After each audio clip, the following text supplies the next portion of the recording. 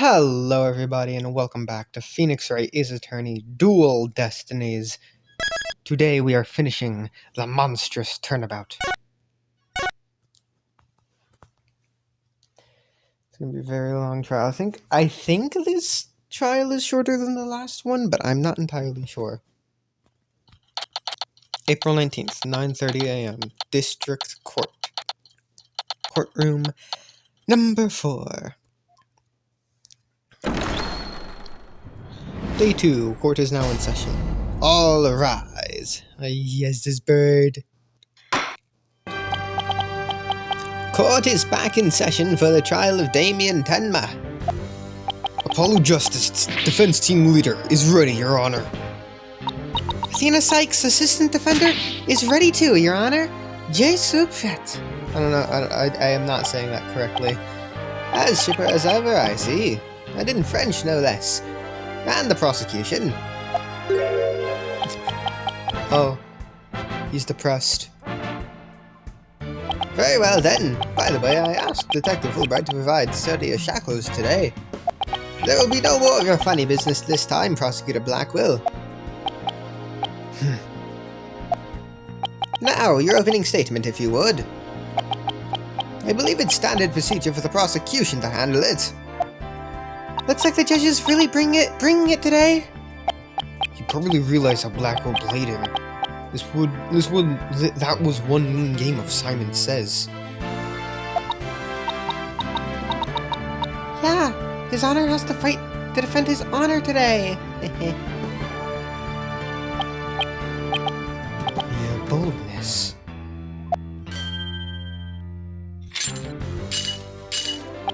It's plain to see that you've always dreamed of delivering an epic opening statement. Oh my god. Why you gotta say it like that? I have? I don't know if I'd say that. Why, of course you have. I saw it in your eyes the last time you gave the opening statement. That was the look of one who yearns deeply for the thrill of an epic opening statement. For decades now, you have been watching opening statements from your bench. They were the crown jewels of the court. The one thing you could not possess. The crown jewels of the court? Now, at long last, they are within your grasp. How could you possibly refuse? Oh, there. So, you don't mind if I do, then? If I do it, then? I'll make a special exception. Just this once. Here we go again. Yup, more of Blackwell's mind games. Well, in that case, I think I might go ahead and make the opening statement myself. In yesterday's session, we learned the shocking truth that the victim Alderman Rex QB was the Amazing Nine Tails. We also learned that the Amazing Nine Tails was a key figure in the yokai craze and anti-merger protests. It was further revealed that upon learning Rex QB's secret identity, Mayor Damien Tenma murdered him. The fact that the crime took place in a tightly locked room was also brought to light, and the only people in that tightly locked room were the defendant and the victim. What the fuck is that noise? I don't know. The defense proposed the existence of a hypothetical third party, but further investigation revealed no proof of a third party who had escaped the room. Ergo, we must conclude that the evidence against the defendant is, well, inconclusive. Eek! Did I say something wrong? That was quite astonishing. You've truly outdone yourself this time. Oh, one more thing to boast about to my grandchild. Well, This was not an unexpected turn of events. Now then, it seems the prosecution has called a new witness to testify. The inexplicable yokai evidence left at the scene of the crime. Well, does that not demand some sort of explanation? The feathers and tracks? Weren't those left by the mayor while he was possessed? That was but an act to protect his daughter. Oh! Yes, of course. I had suspected as much. Wait, did he actually believe the mayor's award-winning performance? His daughter was the one who planted the yokai evidence. Ergo, the true identity of the yokai in the manor was the manor's maid, Jinxie Tenma. Objection! The prosecution is engaging in mere speculation. Would you care for some witness testimony then? For I'm ready to prove that the little scamp is the one behind the Tenmataro farce. Witness testimony? Oh, but he means Filch and that creep LaBelle. Very well then. Bailiff, would you bring in the first witness?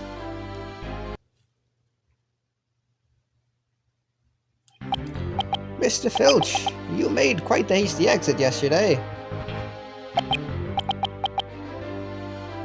See that it doesn't happen again today. Been known for my hasty retreats since I was a kid. Bit of a trademark of mine. Indeed. You managed to give a total of 5 bailiffs the slip. Like those amateurs could ever nab me. Yipes! Perhaps we should shackle you by the neck. That would keep you in place. Yipes! Oh, please, I'm liable to rip my own head off if I start running. Your statement, now. Yes, sir. Mr. Blackhead, sir. You may beat a hasty retreat, but there's no escaping Prosecutor Blackwell. Yeah, Blackwell doesn't strike me as the give up easy type. Now then, Mr. Filch, your testimony, please. Specifically, the true nature of the yokai you saw in the manor shortly after the crime.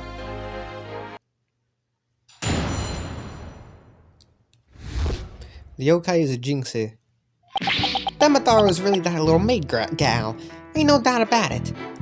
I mean, the Tenmataro I saw was just a little thing about her size. But the little run had a big old staff. I seen it when she came into the foyer. Betcha she stole it from the Forbidden Chamber after stumbling on the crime scene. She was gonna use the little wallop me on account of my fierce reputation, I just know it. So, Tenmataro was short in stature. And that's because it was Miss Jinxie Tenma all along. You betcha. Besides, all the rest of the manor were way taller than her. Feigning height is but an easy thing. But a big ox like the defendant could never pass for short. What if the Tenmataro impersonator was walking on their knees? Well, no knee walking. I seen it myself. And perhaps that yokai really was Miss Tenma after all. All monsters are not for tricks, either of the mind or the cheap parlor variety. So you're saying she created an illusion like one of those magical eye things? Precisely. Human senses are easily deceived. Take the fellow in the cell next to me. Each night he cries and screams about some ghost he thinks he sees. But in truth, he was simply the janitor. Ho! Prosecutor Blackwell just gave up the ghost, literally! The janitor's deathly complexion and all-white attire are, no doubt, partially to blame. That and the fact that he constantly mutters about taking vengeance for this or that. That actually sounds like a real ghost to me. The defense may now cross-examine the witness. Cross-examination. The yokai is Jinxie. Demetar is really that little maid gal. Ain't no doubt about it. Hold it!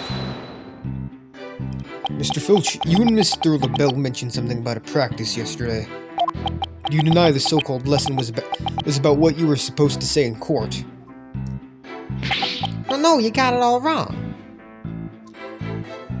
Then could you tell the court exactly what sort of lesson it was? Oh, it was, what was it again? Yeah, heaps! Now I remember. Math, numbers and stuff. He's completely under Blackwell's control, too. Anyway, that Tematara was that little Mig gal, so what's the difference? I mean, the Tematara I saw was just a little thing about her size. Hold it! I take it you got a good look at how tall the Tenmataro impersonator was. You betcha. I got a habit of sizing people up. I can even give you a primer on how to pull it off. All under the table, Natch. I got a knack for figuring out where people's pockets are and how much money they have. I size them real good before I relieve them of their values. You just admitted to being a pickpocket right here in court. Does the witness hold that this Tenmataru entered the foyer? Darn right I do. But the little run had a big old staff. I seen her when she came into the foyer. Hold it! Well, you're not going to brush it all off by claiming the perp was short. Must have hit a raw nerve, because you ain't that tall yourself. Look who's talking, mister. I've got to stand on a box just to testify. Yeah, they brought back the boxes. Anyway, Mr. Filch, correct me if I'm wrong. Didn't you say that the Tenmataru you saw had a staff? Cross my heart, hope to die. I know, cause it went a jingle and a jangle. And where do you suppose that staff came from? The staff, you say? Well, betcha she stole it from the Forbidden Chamber after stumbling on the crime scene. Hold it! I suppose you mean to say that Jinxie Tenma entered the Forbidden Chamber to get one. Well, I ain't never seen a staff like that in the manor. So it had to be the Forbidden Chamber. Oh, really? The stench of LaBelle is thick in the air today. Jinxie entered the Forbidden Chamber after the incident. Then she took the staff and tried to cover up her actions by pretending to be Tenmataro. I guess that's what Filch is trying to say? Could Jinxie have even entered the Forbidden Chamber if you wanted to? There is one thing I was wondering about. Why did that yokai have a staff in the first place? Well, I've got my hunches about that. She was gonna use it to wallop me on account of my fierce reputation. I just know it. Hold it! Wallop you? Why would this so-called yokai want to do that? That little maid gal never did like me. She always hightails it when I come round, or she sticks these weird papers on my noggin. She probably thinks of him as the dreaded Tanuki monster of QB Manor or something. We need to prove that Jinxie isn't Tenmataro. But I have no idea how we're going to do that. All we have to do is prove that it was impossible for Jinxie to turn into Tenmataro. And that might be easier than you think. Really? Now's our chance. Our chance to expose the real Tenmataro for all to see.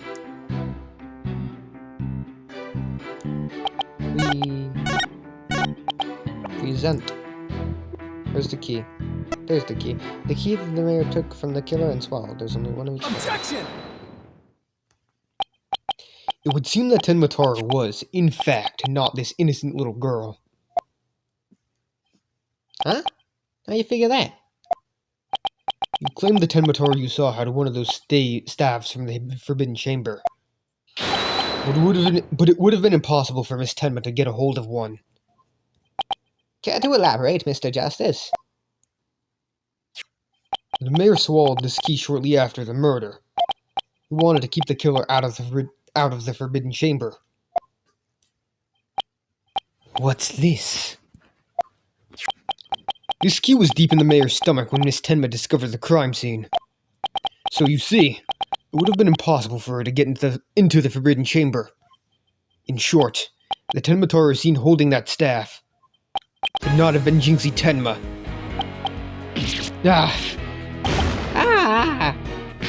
What?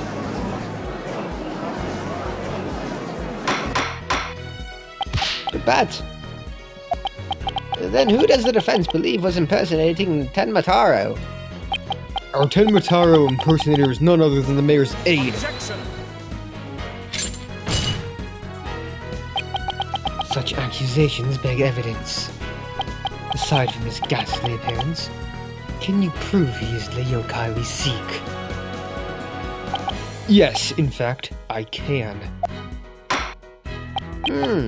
Very well, let's see where the defense is going with this. Mr. Justice, please show us proof as to the true identity of the Tenma impersonator. Is it just this? I can't see anything else proving it. Take that! We found this hand cream in the forbidden chamber. We know that whoever was Tenma took one of the staves out of there. And in short, I believe whoever this hand cream belongs to is the yokai impersonator we're looking for. But, Mr. Justice, how do you propose to identify the hand cream's owner? I'm glad you asked, Your Honor. The defense requests a fingerprint analysis on this piece of evidence. It might tell us who it belongs to. Interesting. So you expect to find the yokai's prints there? Very well. I hereby call a short recess while we wait for the fingerprint results. No need for that, your boldness. We have the prints of everyone at the manor that day. You called, Prosecutor Blackwell. Could anyone be more whipped? Fulbright, analyze this for prints. You have 3 minutes. I don't think he's qualified, Blackwell. Your wish is my command. Very well then. I guess we'll just wait right here.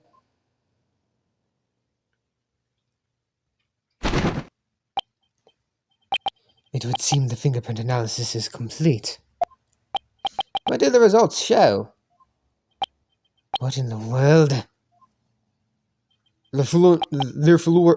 They're Florent Labelle's prints, aren't they? This is absurd. Prosecutor Blackwell, I'm not going to like this, am I? Don't tell me. The Tenma prints! Fingerprint analysis has revealed that the prints belong to...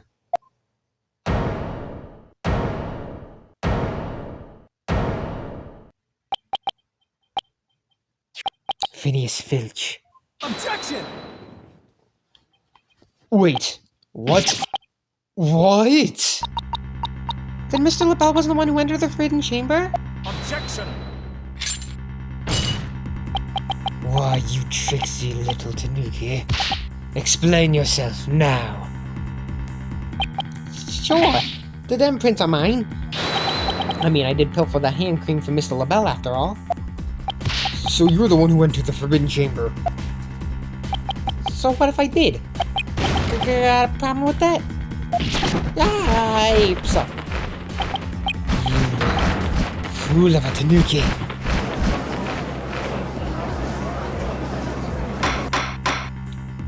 Order! Mr. Justice, can't you explain what this could mean? Excellent question. The fact that Mr. Filch was in the forbidden chamber. Wait a second. Does this mean the Tenma holding the staff was Phineas Filch? Yipes! Let a cat out of the bag. Mr. Filch is Tenma.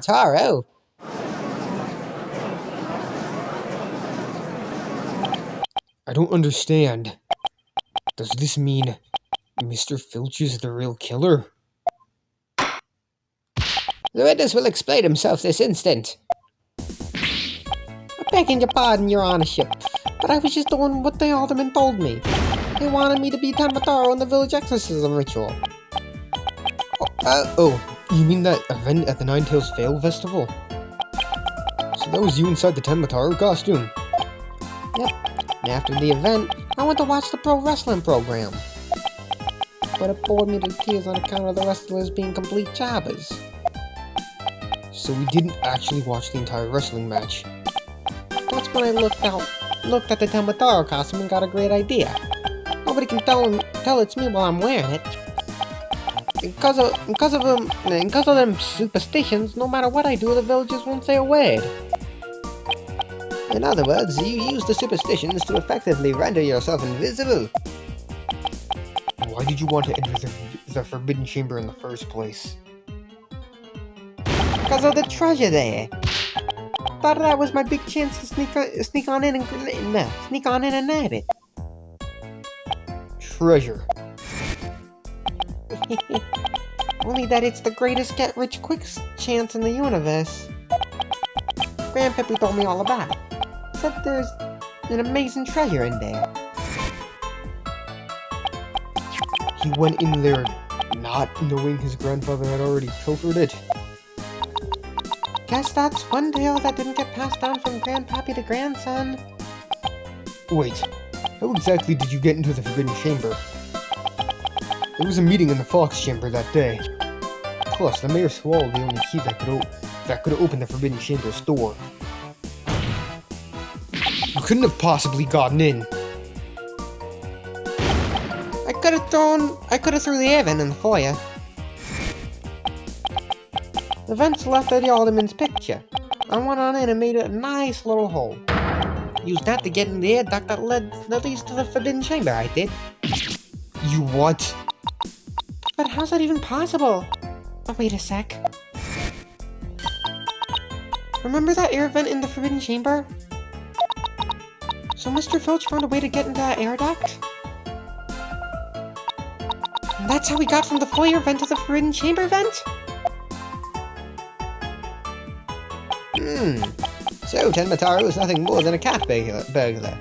Or rather, a tanuki burglar. And we're back to being without anyone to charge for the alderman's murder. Looks like our so-called yokai is nothing more than one big troublemaker. Tell me, Mr. Filch, what did you do after fleeing to the foyer? I got out of the costume right quick. Would have just caused trouble at that point. And where is that costume now? Heck if I know. And it ain't my fault if you never find it. Well, the police searched every nook and cranny. No yokai costume was left in that manner. What if it was tossed outside the manor? Ugh! No way! But maybe, just maybe. The defense seems to have hit upon an idea. Well, go on, Mr. Justice. Okay, here's what I think. Mr. Filch, did you get rid of the costume here? The window. Take that! Did you toss it out the window? Because that would certainly explain why I didn't turn up inside the manor. You think I tossed it out the window? The costume cost me a pretty penny. So why would I go do something like that? I can think of a few reasons. Any bad ideas, Apollo? Well, assuming the costume really was tossed out from the window, then the next question would be, what happened to it after that? And if I'm right, I might just have the thing to prove what happened to the costume. Phineas Filch, I have just the evidence for you. You do? This evidence proves you got rid of your Tenmataro costume through the window. Do I present that? And that's the only piece of evidence relating to Tenmataro. Take that! That's Tenmataro flying through the sky. And just how does that prove Mr. Filch threw his costume out the window? It's quite simple. That's not Temataru in the photo. It's the costume Mr. Filch threw out. Ah, that's crazy talk. You ain't serious, are ya? There's a steep cliff right outside the foyer window, meaning the manor is pretty high up. The costume flew through the air after it was tossed out. That's when that photo was taken. In other words, the photo of Tenmataru really was a flight of fancy. What? Yikes! Oh my, so there really never was a yokai. Well, I can't keep any of them cats bagged. Can I still file a claim for the lost costume? This more than proves the defense's position. You can see Tenma had nothing to do with staging the yokai sighting. Care to raise any objections, Prosecutor Blackwell? None whatsoever. I'll deal with that Trixie Tanuki after I've dealt with this case.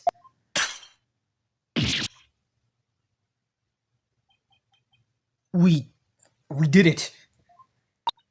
Good going! Now all we have to do is make Florent LaBelle take the stand. Objection! Sheathing the sword a bit early, are we not? Huh? Nothing has been proven beyond a doubt.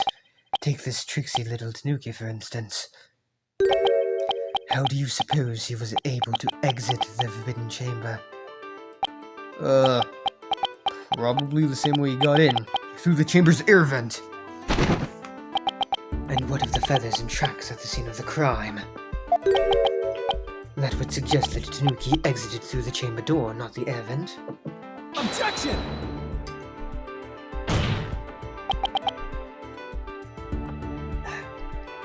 But the Forbidden Chamber doesn't open from the inside. Inside. So what you're saying makes no sense. Right? Someone on the outside opened the door for you. Isn't that right? Yep, that's right, Mr. Blackjack. The door suddenly sprung right open. Hold it! Sprung right open? Who was on the other side? Didn't get a good look on account of the sudden glare. Like how the reflection from my head blinds fellow moviegoers emerging from the dark. What the fuck? That's when I snatched that staff and made my daring escape. That's when that little maid gal spotted me as I hightailed it down the hall. That means the Forbidden Chamber wasn't opened until after the crime was discovered. But wait. We still don't know who opened it. Maybe there really was a third person in the Fox Chamber. Objection! Well, you little Tanuki. Oh, okay, we didn't get any new profiles. I don't know why I was thinking that we did. I don't know why. When the Forbidden Chamber opened, did you see the accused passed out there? Nope. Only one there was the alderman. And he was dead as a doornail. If the accused wasn't there, what do you suppose he was up to? Uh-oh. I don't like where this is going. Ah, don't tell me. Plainly, the only one who could have opened the Forbidden Chamber was the accused Damien Tenma. Ah!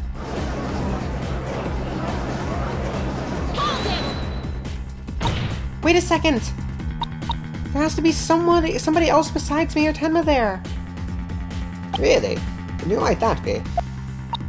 Oh, well, that would be... Objection! It seems our feisty little lass has forgotten the most important thing. Evidence. I didn't forget. I was just testing your attention to details. Miss Sykes, you can't prove your point without proof of some sort. It's a proven fact. Sorry. Guess I put my foot in my mouth again. No, Athena. We're definitely onto something here. We are? Think about it. If Filch was stuck inside the Forbidden Chamber, one of the alibis we heard would no longer hold any water. The defense would like to call a new witness to the stand. Someone who knew Mr. Filch was stuck in the Forbidden Chamber. And by virtue of knowing this, has an alibi that no longer adds up. Not that insufferable. Very well, the court will hear what Mr. Justice has to say. Whose alibi no longer holds up? Him. Take that! Why? That's the defendant's aide, Florent Lebel. Didn't he claim to be in the foyer at the time of the crime? True, but in his alibi, he also claimed Mr. Filch was there in the foyer, too. However, as we all know now, Mr. Filch was not there with Mr. Lebel at the time. In short, Mr. Lebel's alibi has disappeared. Florent Lebel's alibi was one big lie. Isn't that right, Mr. Filch? I reckon there ain't no keeping that cat in the bag here, neither. It was all Mr. LaBelle's idea. He told me he'd button his lip about me breaking into the Forbidden Chamber. And in return, he said we'd vouch for each other's alibi. Shame on you, Mr. Filch. Perjury is a serious crime, you know. Aw, shucks. Mercy, Your Honorship, mercy!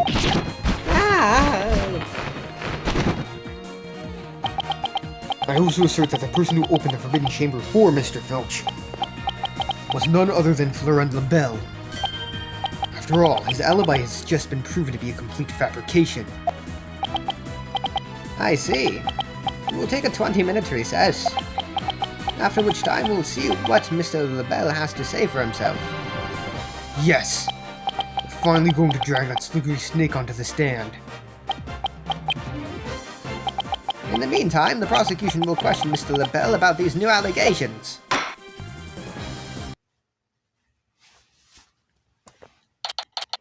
April 19th, 10:25 a.m. District Court. Defendant Lobby. Number 3. We did it, Apollo! We finally dragged Mr. Lebel into court! Yeah. Hey, why the long face? I can't help but feel I'm missing something important. Plus, Prosecutor Blackwell's bound to make a counterattack. You really are a worrywart, aren't you? Well, it'll be fine. That mysterious figure who opened the Forbidden Chamber for Mr. Filch? Had to be Florent Lebel. I know. That's not what's bugging me. Wish I could put my finger on it, though. At any rate, the big showdown with Mr. Lebel is up next, so chin up, Apollo.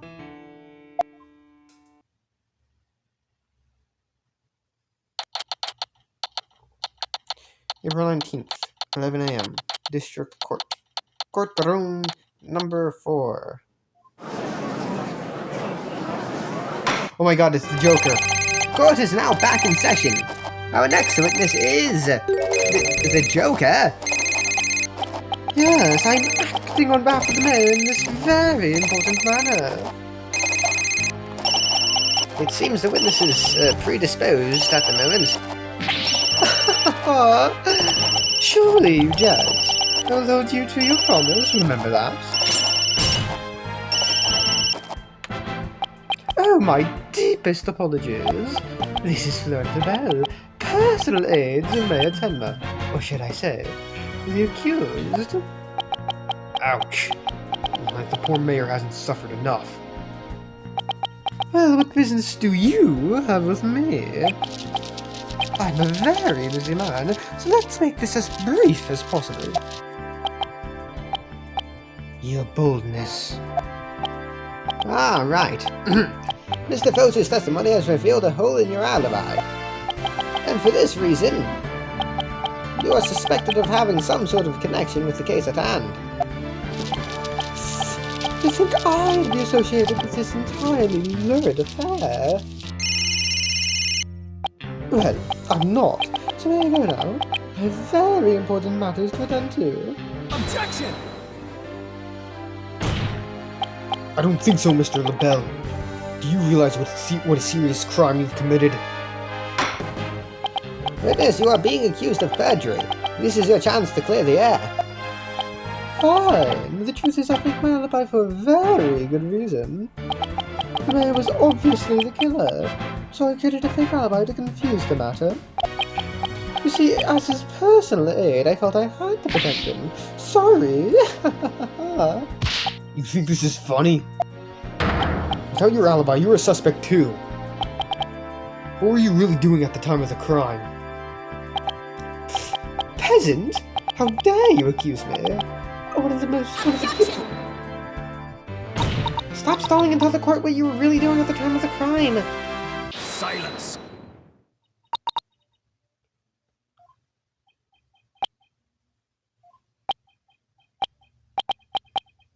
Enough jabbering. Swords have been drawn. The time for talk is past. Swords? What swords? This is a duel to the death. The fate of the accused rests in our hands. Begone, ye cowardly heart!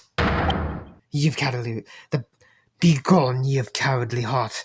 The battlefield hath no place for ye. Again? Oh my! Spare me, please!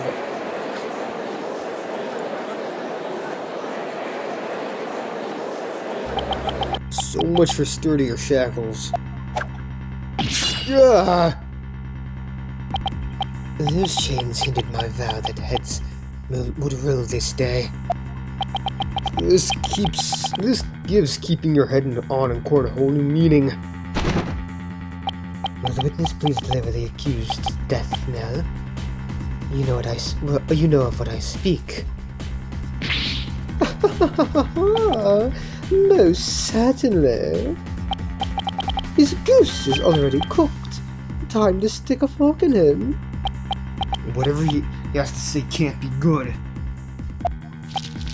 As I told Prosecutor Blackwell during the recess, I rushed right over to the fox chamber when I heard a little Jinxie scream. What? Then, drumroll please, I saw Mayor Tenma opening the forbidden chamber doors. But... there you have it. The mystery man who opened the chamber door, as witnessed by one Phineas Filch. It was the accused. Oh, and that's not all. I had something quite startling there at the scene of the crime. Startling sounds bad. The mayor, who was barely conscious, muttered this. Forgive me, Jinxie, I killed the alderman.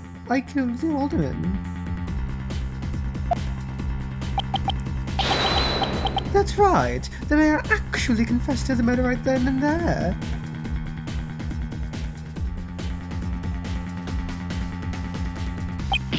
He confessed.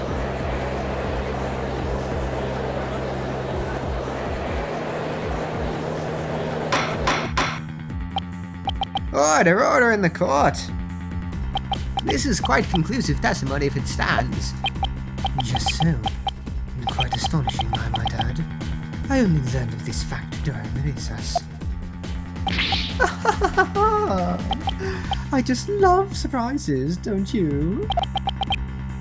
That's why I saved the best for last. Consider it a gift from me to you. No way. I don't believe Mr. LaBelle heard the mayor confess. Is this really true? Did Mayor Tenma really confess? It is indeed. During that last recess I confirmed it with the mayor's daughter. It would seem Mayor Tenma actually did confess.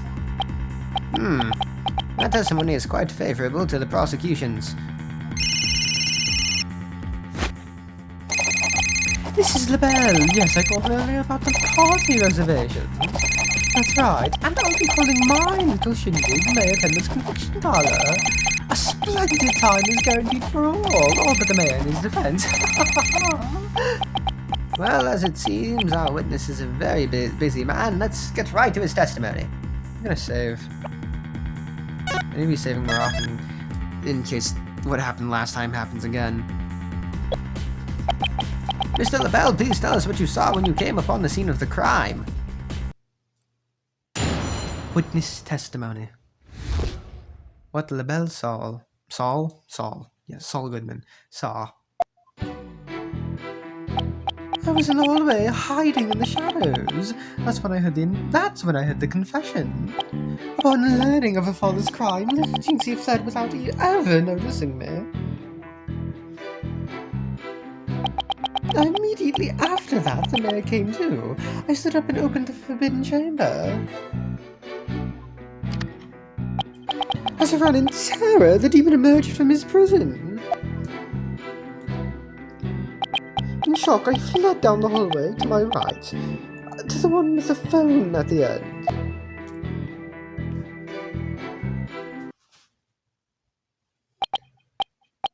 I must say, this is a shocking revelation. Quite unexpected. To think the defendant actually confessed then and there to his crime. Perhaps the guilt was too much to bear. So much he confided in his daughter. You do realize you should not have withheld such crucial information, crucial testimony from the court. Once again, sorry. It's just, I am the joke after all. It's just, I feared being accused if I mentioned coming up upon that most unpleasant scene. Why did the mayor's confession have to be brought up by this guy? We better do something before the judge declares the mayor guilty. As a death row inmate once told me, in years gone by, there is a time to fight, and a time to yield, a time to live, and a time to die. He's laying it on real thick now. The defense may now cross-examine the witness.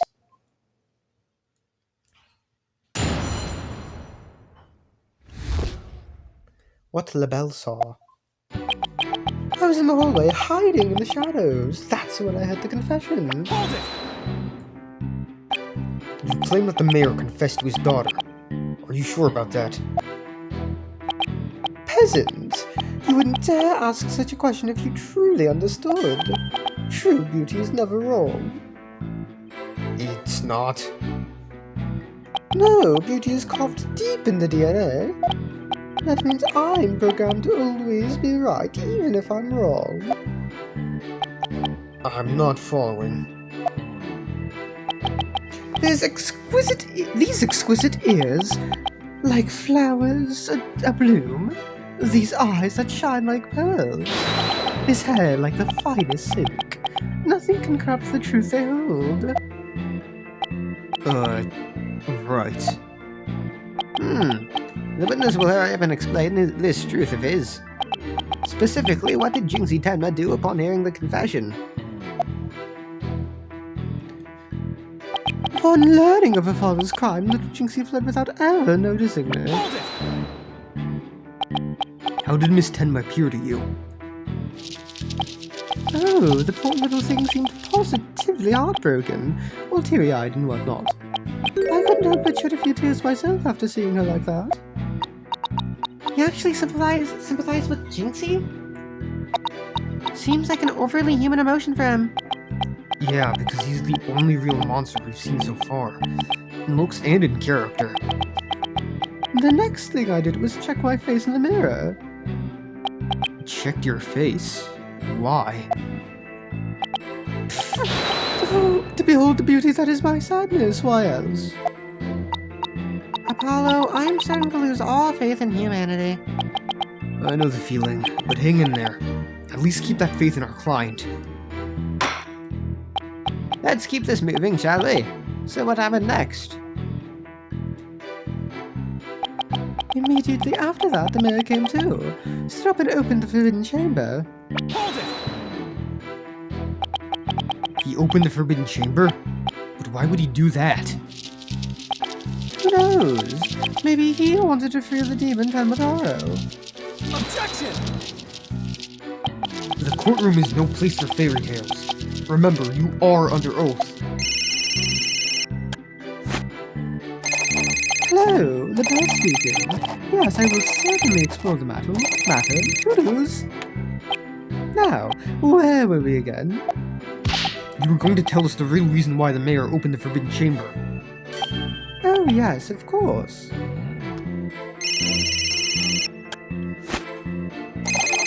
Hello, this is LaBelle.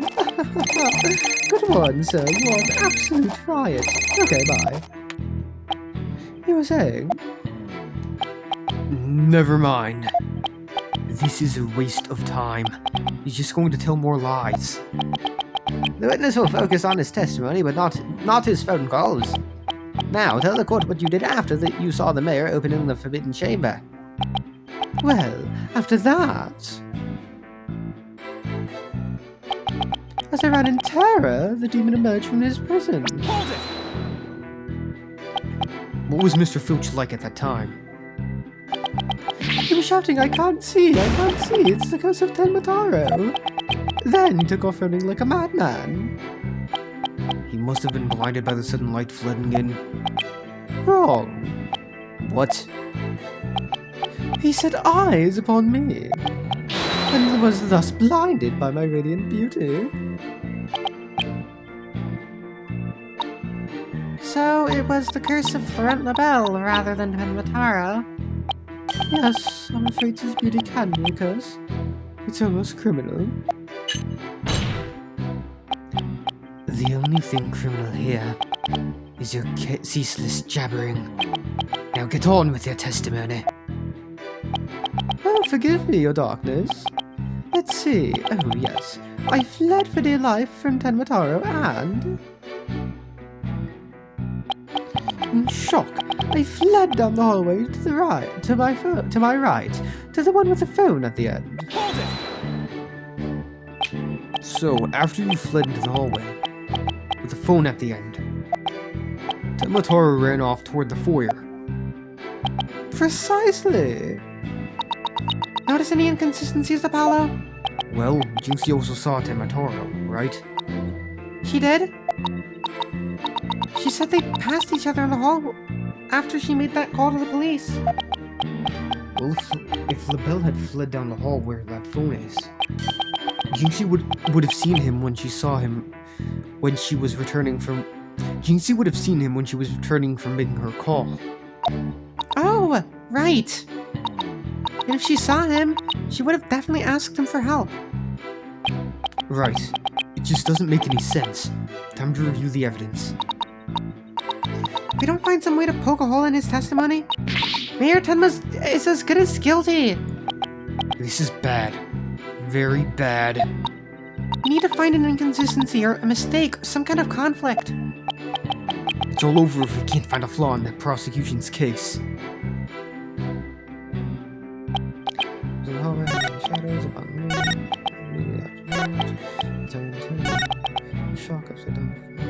I think we just present Jinxie's testimony.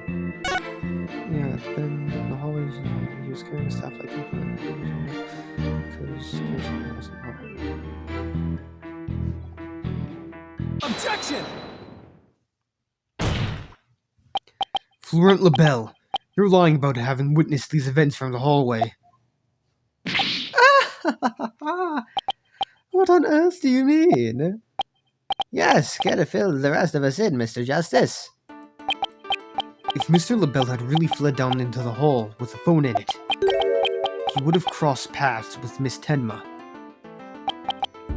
What's this? After she discovered the crime scene, she immediately went to call the police. Then, after making her call, she went back to the main hallway, whereupon she encountered the demon, yokai, or whatever you want to call it.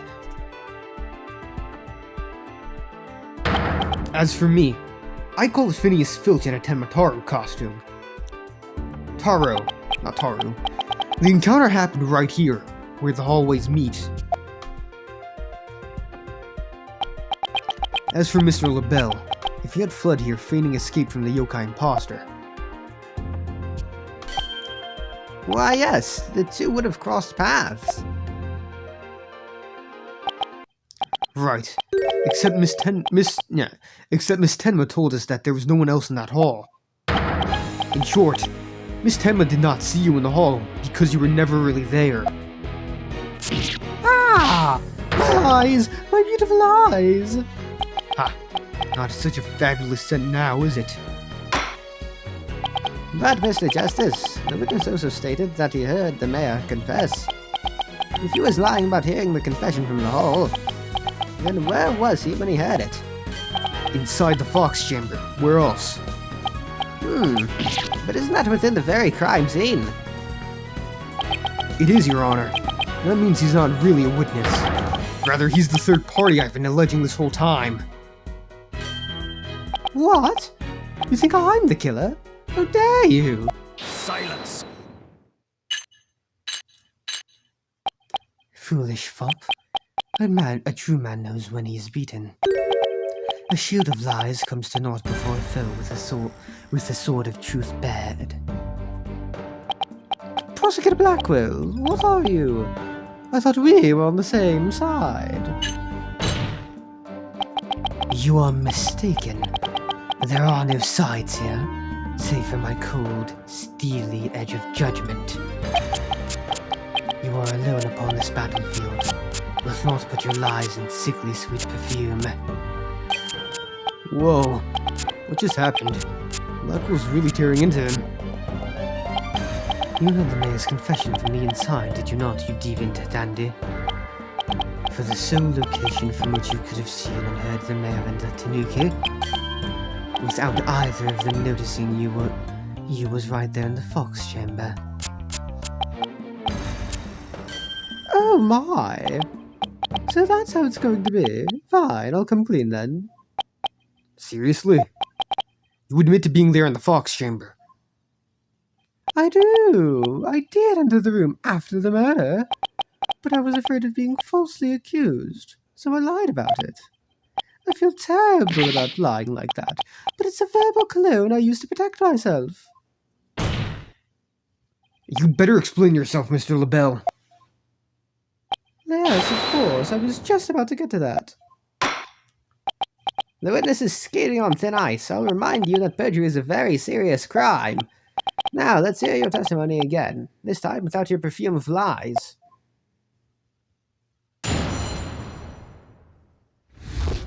In the Fox Chamber. I did enter the Fox Chamber after the murder. But I didn't enter until after Jinxie had heard the confession and left.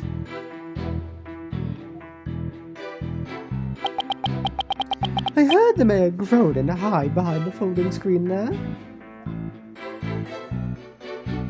What I saw though up close was absolutely horrifying. So you see, I was there but merely watching from behind the screen.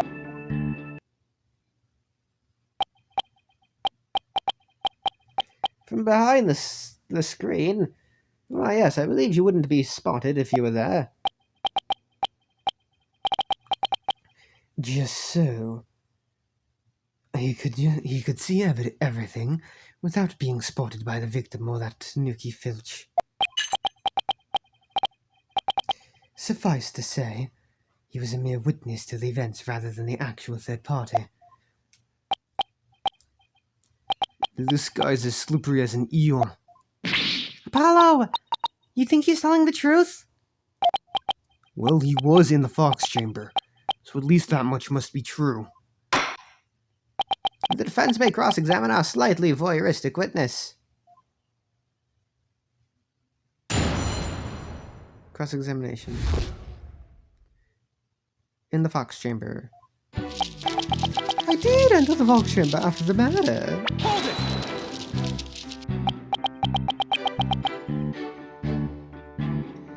Why in the world would you enter that grisly crime scene? Why? Because I was worried sick. Mayor Tenma's suit. It what? It was designed personally by me. I was worried my work of art might get blood on it. This man clearly has his priorities in order. Okay, let's get this over with, shall we? Now, where was I? Oh, yes, so I entered the fox chamber with you almost without thinking. But I didn't enter until after Jinxie had heard the confession and left. Why didn't you enter right away? And ruin my designer's shoes? Your shoes? Even now, just thinking about getting blood on my fabulous footwear, it sends chills down my spines. That's why I hesitated. Objection! That's terrible! A man was dying and another injured and you're worried about your shoes? Silence! Need I remind you, this is a court of law. We are not teaching morality here. We have schools of etiquette and such for trivial pursuits. Gah! Now, you listen to me, you deceptive dandy, and get to the point and be quick about it. Yes, well, I was there in the fox chamber, but I heard the mayor groan and hid behind the folding screen there. Wait a second. Why did you hide yourself? Oh my, so you do understand. I do. By hiding, I was concealing my fabulous beauty, which, for the sake of the universe, is something I should never ever do. That's what you're thinking, right? I'm sensing a black hole of egocentricity forming around the witness stand. We can deliberate this mental process another time. Get on with the testimony, now! Well, regarding the medicine, what I saw there up close, it was absolutely horrifying. Could you describe the crime scene in a bit more detail? And what exactly would you like details about? Well, what I'd like to ask you about is... fuck. What do you remember about the yokai feathers and tracks? They resulted when Turnabout exited the forbidden chamber. He came out in quite a rush, scattering feathers this way and that. Did you immediately know it was Mr. Filch? I did, and that's why I suggested we cook up our alibis together. And how did those practice sessions go? They were nearly the death of me. Filch has to be the worst student ever. He really doesn't think he's done anything wrong, does he? Well, Mr. Justice, do you consider a statement to be of any importance? Is important. It's probably not particularly important. No, Your Honor. The witness may proceed. Alright, then. I would just like to add that it was a terribly grisly scene, as I have described.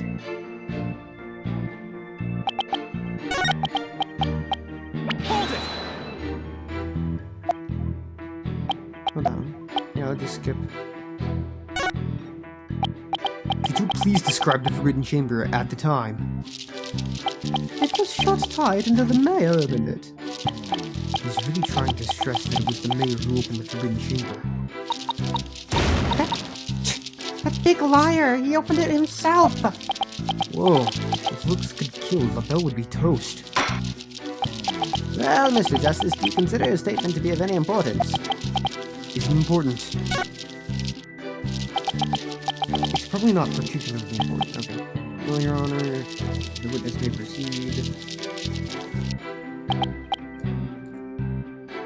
Alright then. I would just like to add that it was okay.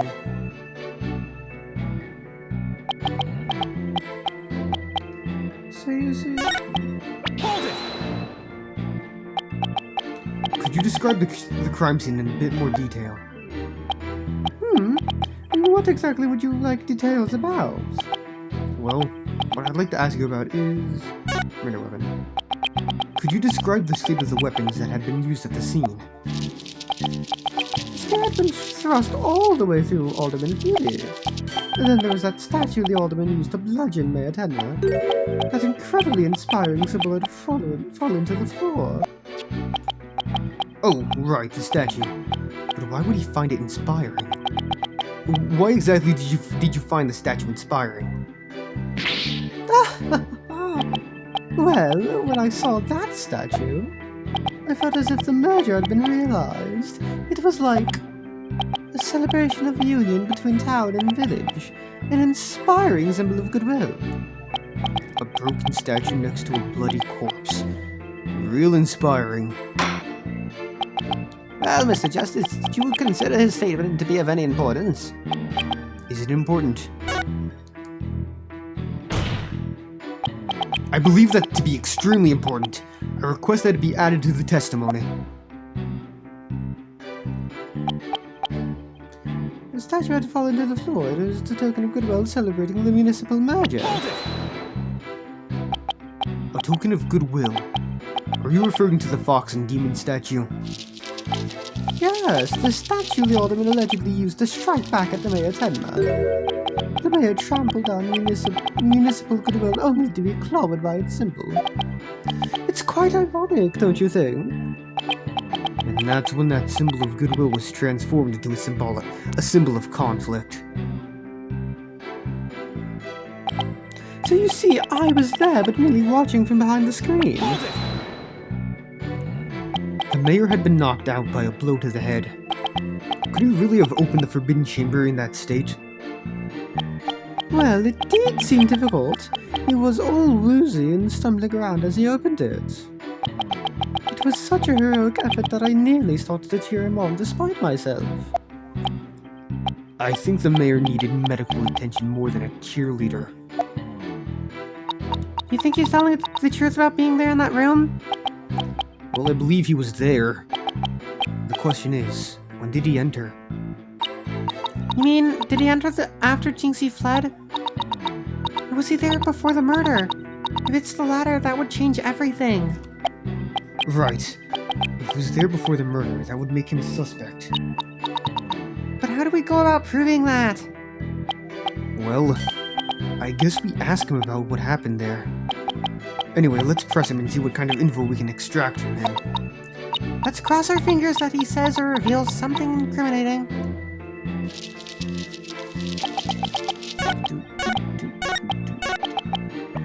Alright. Objection! Your lies have finally betrayed you, Mr. LaBelle. What possibly could you mean? You said the statue was like a celebration of union between town and village. Isn't that correct? It is indeed, but what of it? The two yokai are joining hands in goodwill, as if they were celebrating the municipal merger.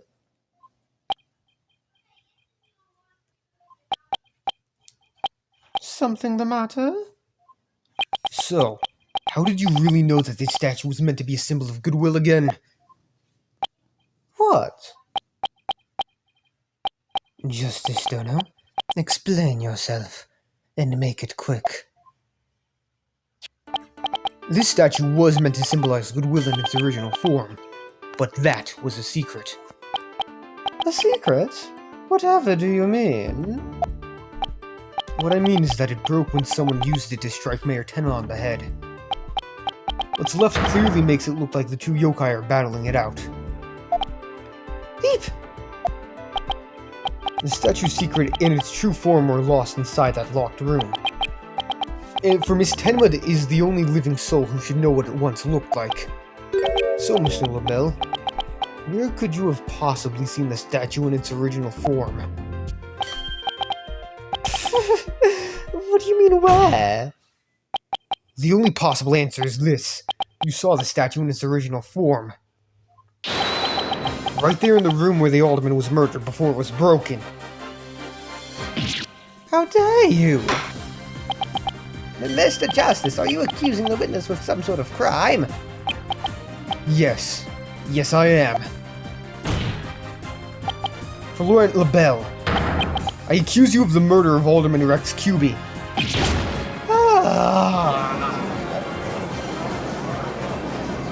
really like how he looks like the Joker. It's very funny.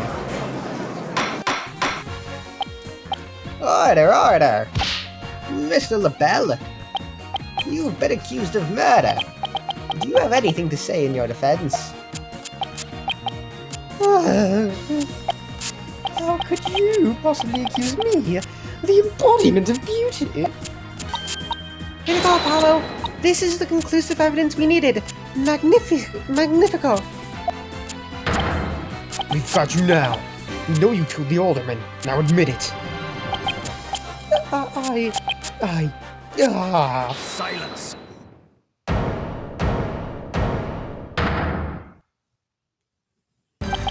Enough of your silly games, Justice Donor.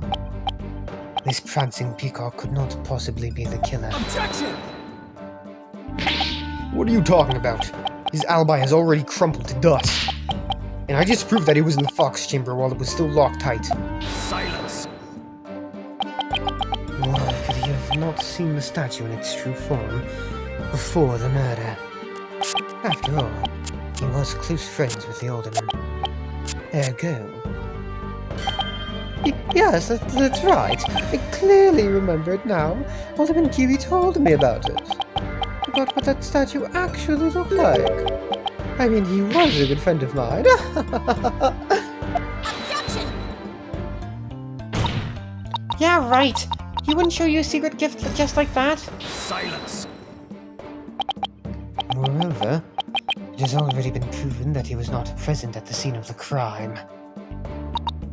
It has? Forgotten, have we? Recall the little scamp statement, if you will. How does he do that? Like, I know the shackles, but like... He can't bend his arm like... his hand like that. With them shackles like that. Like, come on, dude. He's clipping through it. When Jinxie Tenma unlocked the Fox Chamber, she saw the alderman and the mayor collapse therein, and no one else. Oh! Dang it. The fact is, it was you two who made that apparent in yesterday's court session.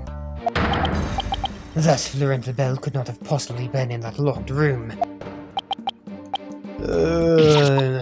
No! Yeah, no, I'm not saying that. I just don't get it. How could Jinxie not have seen LaBelle? The proof is incontrovertible. No room for debate exists. Am I not right, your boldness? It does seem awfully conclusive. The facts point to the defendant and victim being the only people in that locked room. Moreover, the defendant has already confessed. Objection! Silence. That's funny. You cannot defend the indefensible. Your role in this charade is over, Justice Donor. But... Your boldness? This trial would last an eternity if we were to keep crossing blades with these simpletons. It is high time you brought down the hammer of justice. A point well made. I believe it's time to declare a verdict. This court finds the defendant, Damien Tenma. Hold it.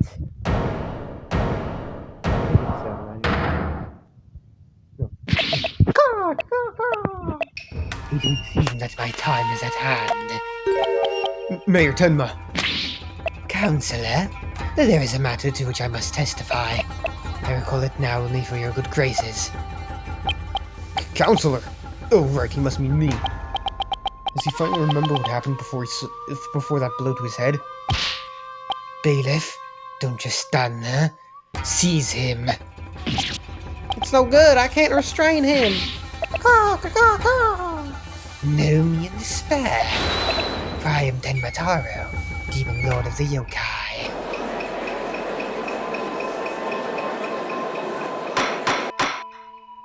Mr. Justice, do something!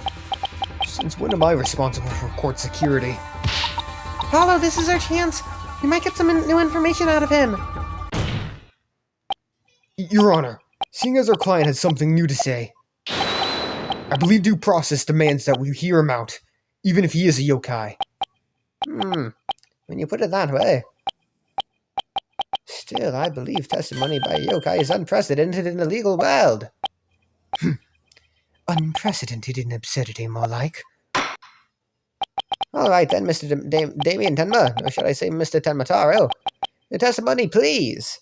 And I am going to do that. Like, again, I think I'm going to have to do this for most of the court sections, because they're just so fucking long. But we're going to do this. It'll take 2 seconds for you, but it'll take me a few hours before I get back here, maybe a day. But, you know, I'll see you in a bit. Alrighty, I'm back. I shall now speak of recollections most real, courtesy of my host Damien Tenma. Keep these words, mortals, for hear them but once you shall. Caw, caw, caw, caw. Witness testimony. The ruler of demonkind. Barely conscious was Damien the mid-darkness. Suddenly 2 yokai did appear. On one side I, Tenmatara, ruler of demonkind, and on the other, the enemy, the 9-tailed fox.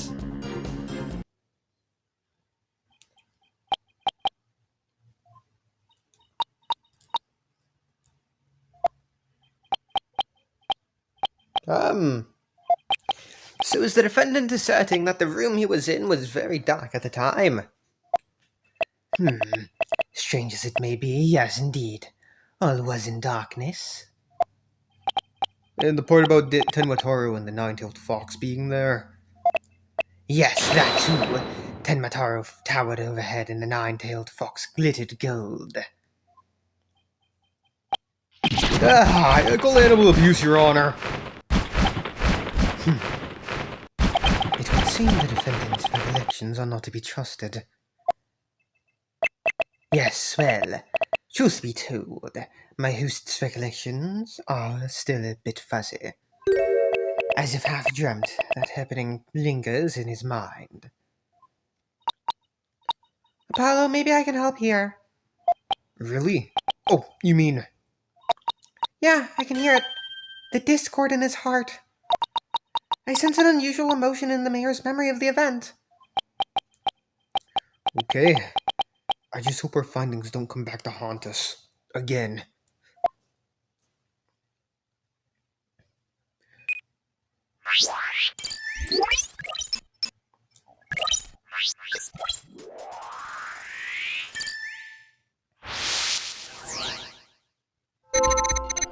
What's the unexpected emotion? Barely conscious was Damien Tenma, there amid the darkness. Suddenly, 2 yokai did appear. On one side, I, Tenmatara, ruler of demonkind. On the other, my mortal enemy, the 9-tailed fox. It sounds like the mayor somehow... It sounds like the mayor saw the same thing as what's shown on that scroll. And what's with those Tenmas in their yokai vision? I think it's sweet how father and daughter can share something like that. I don't think a shared nightmare really qualifies as sweet. Anyway, all I need to do is point out an unnatural reaction like last time. Right! Look for places where an emotion conflicts with the testimony. That conflict usually indicates a thought or emotion that is being suppressed. Got it! When the 9-tailed fox appeared, you not only experienced shock and sadness, but also something like joy as well. Joy? Perhaps it was joy at the light coming to my eyes at long last. A long and terrible creaking did pierce the silence. And then there was light. On reflection, it was a door that did produce that infernal racket. A creaking door. Oh, you must be talking about the Forbidden Chamber door. It does make a lot of noise. So this means the Forbidden Chamber really was opened. But what about the sudden light he described? I think I know. He mentioned darkness and Tenmataro towering overhead. Maybe the mayor wasn't really in the Fox Chamber at the time of the crime. Mr. Mayor, did the darkness that you were in happen to be here?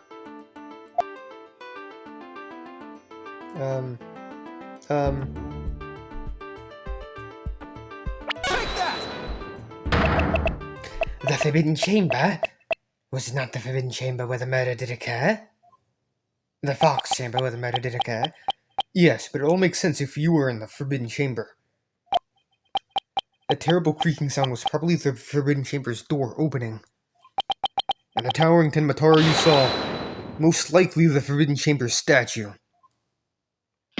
Why, yes. That would explain it. The darkness and the staff in the demon's grasp.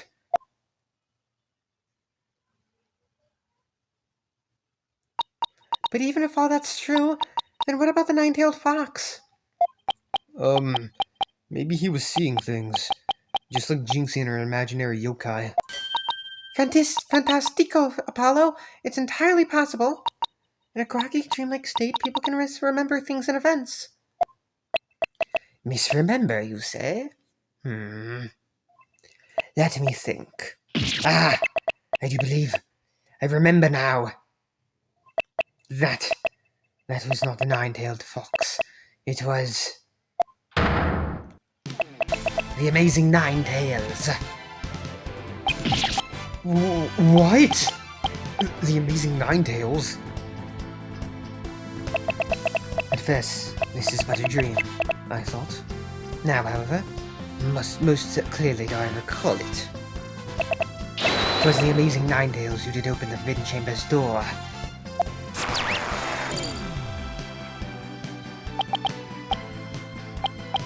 I'm sorry I asked. The amazing Nine Tails? But that was the victim, Alderman QB, right? Yeah. Why would he open the Forbidden Chamber? Wasn't he trying to keep it sealed? Never mind that. This is completely new information. Let me enter it and run an update. Daily Conjures Damien the Forbidden Chamber. Amid the darkness, a mighty statue of Tenmataro loomed overhead. Suddenly the door did open, and a shaft of light pierced the gloom.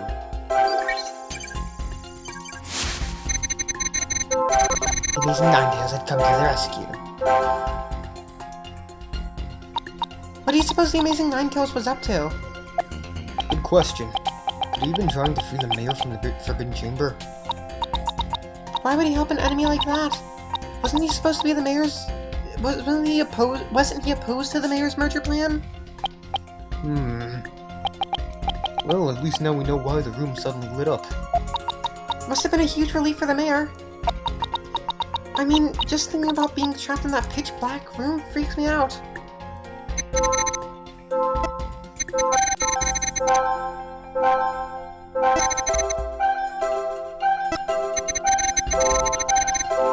Got it! When the amazing Ninetales opened the chamber, banishing the darkness within, you felt joy, but didn't you also feel shock and sadness?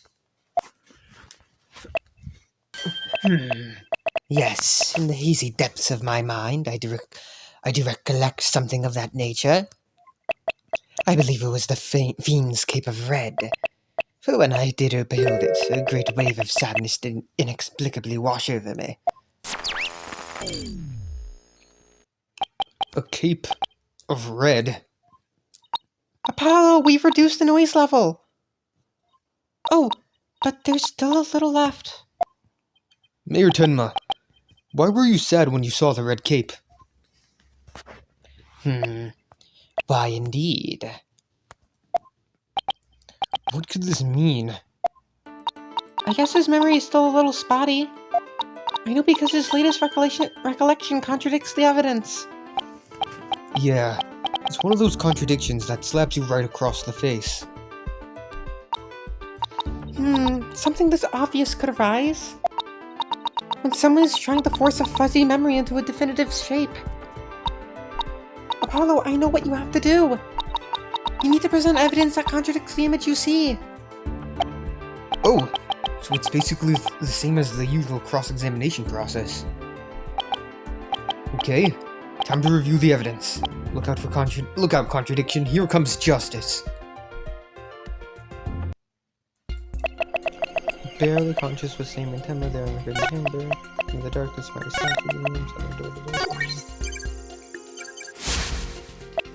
Using 9 tails had come to the rescue.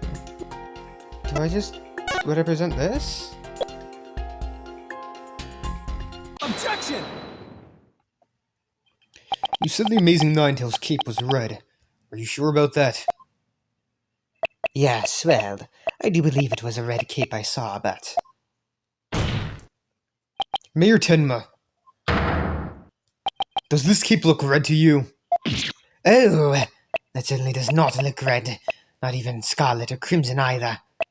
Nevertheless, upon my liberation, something red did fill me, my as yet hazy field of vision. And I thought to myself, the Amazing Ninetales is arrayed in a cape of red. So you mistook that red something for his cape, huh? Apparently so. And remembering it now brings a great sadness upon me. So the red something probably wasn't a cape after all. Maybe that great sadness he mentioned is what's interfering with his memory. Well, you would have seen the fox chamber behind the Amazing Ninetales. What red object could he have seen there that would have been that shocking? I know! Could it have been... Mr. Mayor, was the red thing you saw this? I guess I present this. Take that! Something red that could produce a deep sadness. Could it be, Mr. Tenma, that what you saw was the Alderman's blood? Blood? Why, yes. It was blood. I'm just gonna let this play.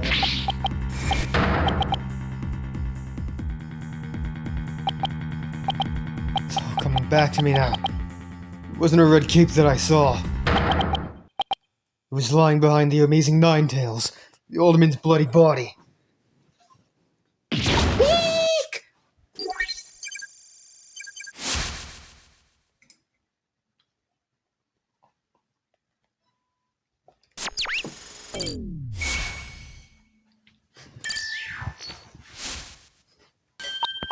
His noise level is down to 0.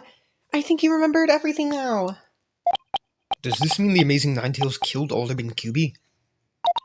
But the Alderman was the Amazing Ninetales, so how exactly would that work? Hey, I asked you first. Well, Mr. Justice, so you sure know how to make a complicated matter even more complicated. It's true, but at the time of the crime, our client was in the Forbidden Chamber. Moreover... Silence! Oh, don't you think this is strange? The little scamp has already confirmed her father to be in the Fox Chamber. But she said naught about seeing the Amazing Ninetales there.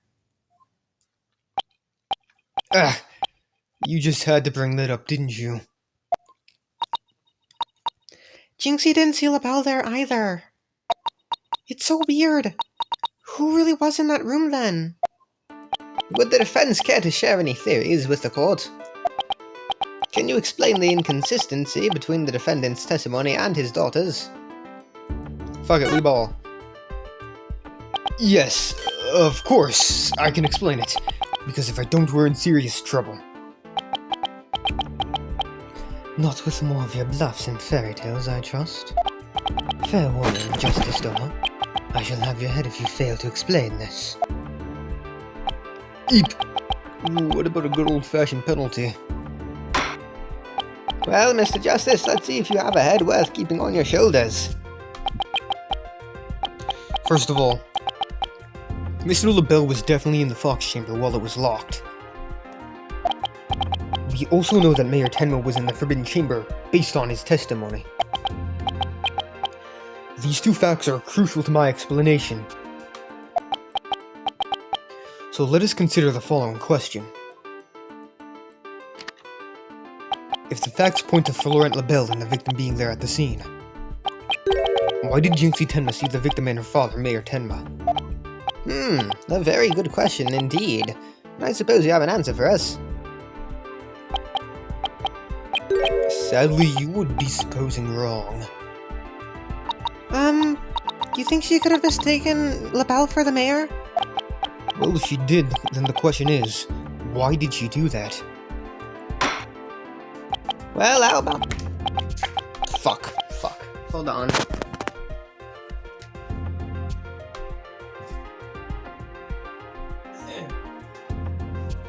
I dropped my stylus. Well, how about that explanation, Mr. Justice? I believe the time for questions is over. The defense asserts that Florent LaBelle was at the scene of the crime. However, Jinxie Tenma has testified that she saw her father collapse there. If she has, in fact, misremembered the event, what could have made her do so?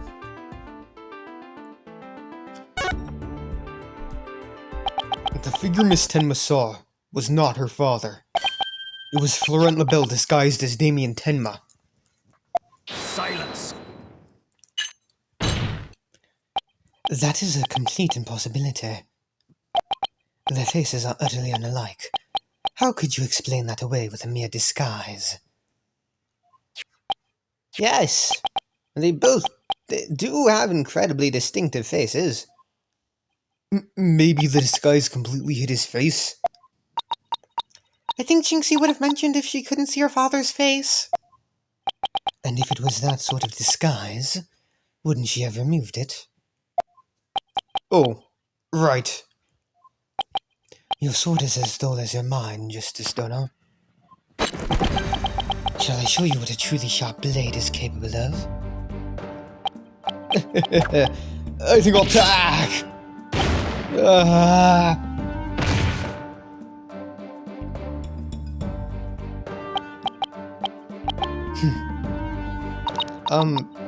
Your Honor, the prosecution just killed the defense. Are you okay, Apollo? I'm not fine, am I? Well, now that we have that little fairy tale out of the way, your boldness, your verdict, if you will. Mr. Justice, I believe it's time for a verdict if you have no further arguments. What's even left for me to do? Apollo, remember what Mr. Wright always says. When you're stuck in a tight spot, turn the case upside down. Turn the case upside down? He does say that, doesn't he? But I don't quite see how it applies here. Still, never hurts to give it a try, I guess. Let's see. Rather than Jinxie didn't remove the disguise, maybe she couldn't remove it. And rather than she didn't tell anyone about the disguise, maybe it was she couldn't talk about it. A wrestler's mask is more precious than his own life. He'd never unmask himself in front of others. But there are matches where wrestlers battle for the right to remove each other's masks. To have your mask torn off is the worst humiliation a wrestler could suffer. That's why their masks are more important to them than life itself. And what about the fact that it was the Amazing Ninetales who opened the door? A mask that can't be removed in front of others. Can these facts turn things around?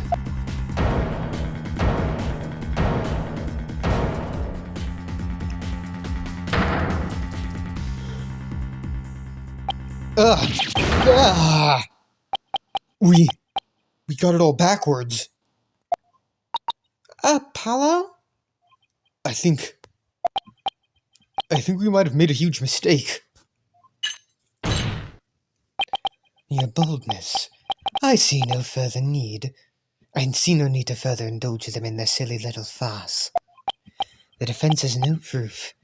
They never did, and they never will. Then it seems I must announce my verdict. Objection! I do have proof. Do you now? All right, but this better be good, Mr. Justice. We can solve the remaining riddles by turning all of our assumptions upside down. Why Jinxie Tenma mistook Mr. LaBelle for her father. And why she couldn't remove the costume or tell anyone about it in the first place.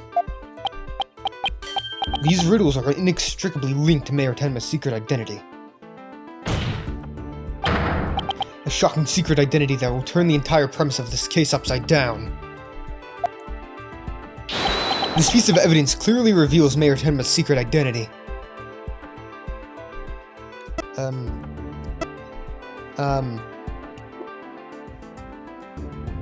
Would it be the amazing Ninetales mask? I don't think so.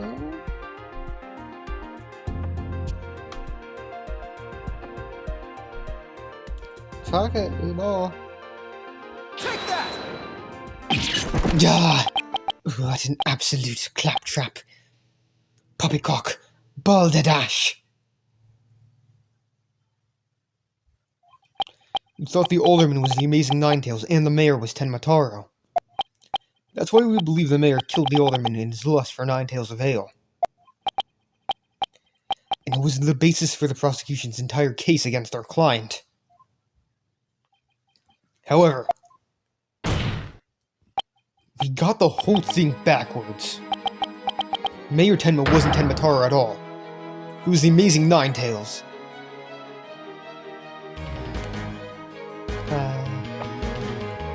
I was going to do this. I love this song.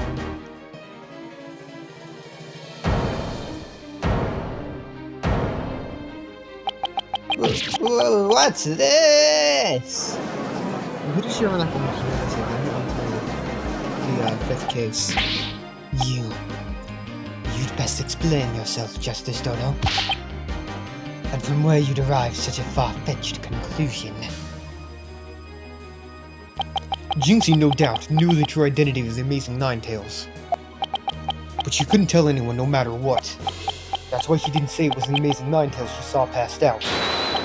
Even though, unbeknownst to her, it was Florent LaBelle in disguise. Silence! The accused and that deceitful dandy are utterly dissimilar in physical body and in physical build and voice. The little scamp would have seen the difference. Objection! Remember, Mr. LaBelle has his very own brand of cosmetics. Or couldn't he fake a different build too? And anyone speaking through a mask would naturally sound different. Silence! Why did you not simply pull the mask off? Objection! Masked Wrestler's disguise is more precious than life itself. As a huge fan of the Amazing Ninetales, she would never dare unmask him.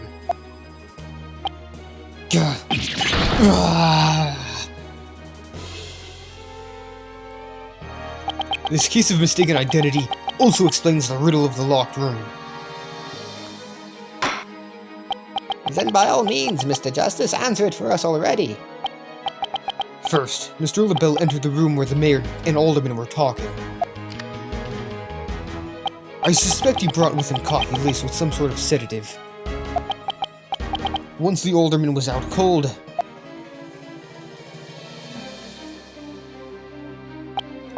that's when Mr. LaBelle killed him.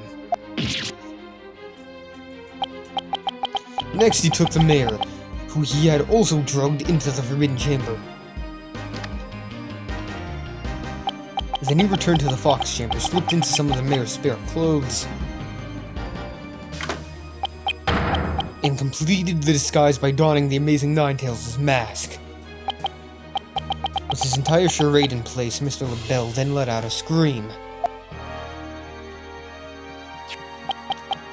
The scream that led Jinxie Tenma to the scene. Ah, so then... The person who said I killed Alderman QB was... Yup, that was Florent LaBelle in disguise. The mayor never actually confessed. Silence. This is no more than guesswork and speculation. Now stop your jabbering and... Objection! No, you twisted samurai! This time you stop your jabbering and let me finish making my case. Once Miss Tenma left the scene,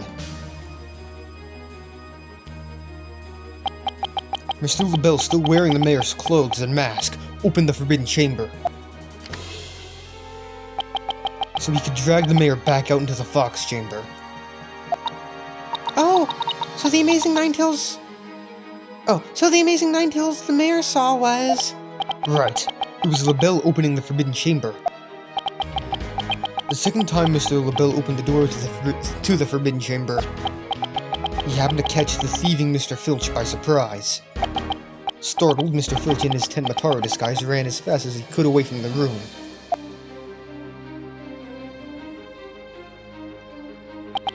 As he did, he left behind him a trail of feathers and tracks, and gave Miss Tenma the scare of her life in the hallway. No one left to witness the events that had occurred. Mr. LaBelle then proceeded to drag the sleeping mayor back into the Fox Chamber. I see. Well, that all certainly does make sense. Then, after dragging the mayor back into the Fox Chamber, Mr. LaBelle threw the mask out the window and fled the room. Silence. For this absurd theory to work, it requires that the defendant be the Amazing Ninetales. However, he was the one pushing for the municipal merger. That such an individual could possibly be the Amazing Ninetales is preposterous. Objection! The mayor was blackmailed into pursuing the merger. Miss Tenma's life would have been in danger if he hadn't openly voiced his opposition. That's why he created a secret identity as the Amazing Ninetales. This is madness. No one could possibly hatch such an insane plot. No one except a killer as insane as his plot.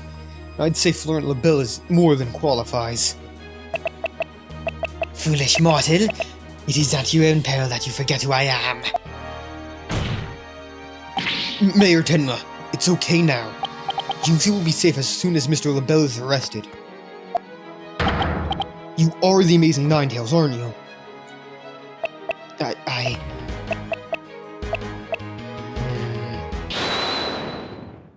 Who's holding it?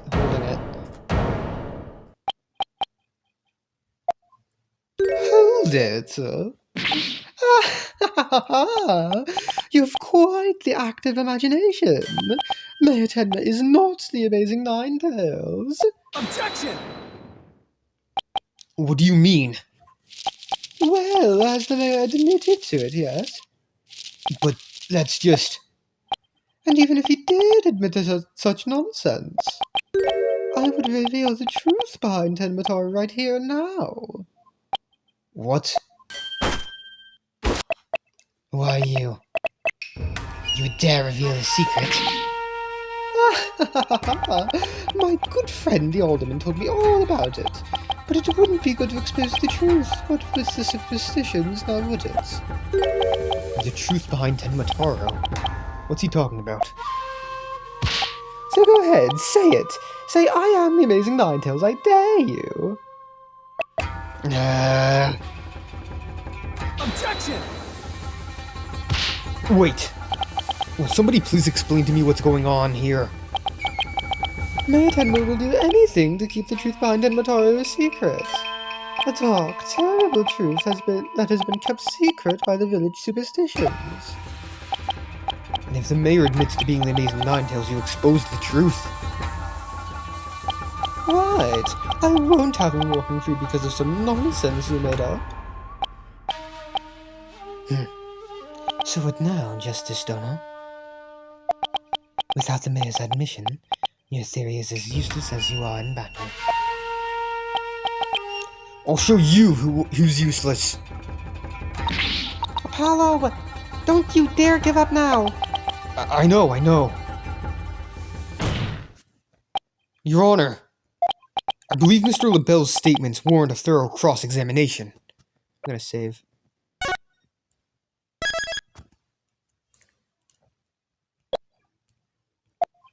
After all, the true identity of the Amazing Ninetales is the cornerstone of this case.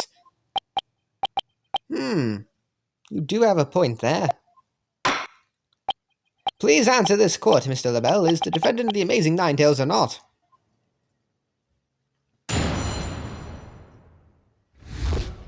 The Amazing Ninetales' true identity. The Amazing Ninetales' true identity is not Mayor Tenma. The mayor would never admit to such utter nonsense. But if he did admit to such nonsense, I will expose the truth behind Tenma right here and now. And that would bring ruin upon Ninetales Vale, just as the superstitions say. Talk about out of the pot and into the fire. At this rate, the mayor will be found guilty for sure. Honestly speaking, if Mayor Damian Tenma is not the Amazing Ninetales, I'm afraid I don't see how the defense has much of a case here. And let's just leave it at that, shall we? We all know Alderman QB was the Amazing Ninetales anyway. I mean, that's how Ninetales Vale made a comeback. The Alderman was so popular. There's gotta be a hole in that testimony somewhere. But I don't even know where to start. Since we don't have any proof that the mayor is the Amazing Ninetales, then we'll just have to get him to admit it himself. But if he admits it, LaBelle's going to expose the secret behind Tenmataro. You're so close, I know it. The defense may cross-examine the witness.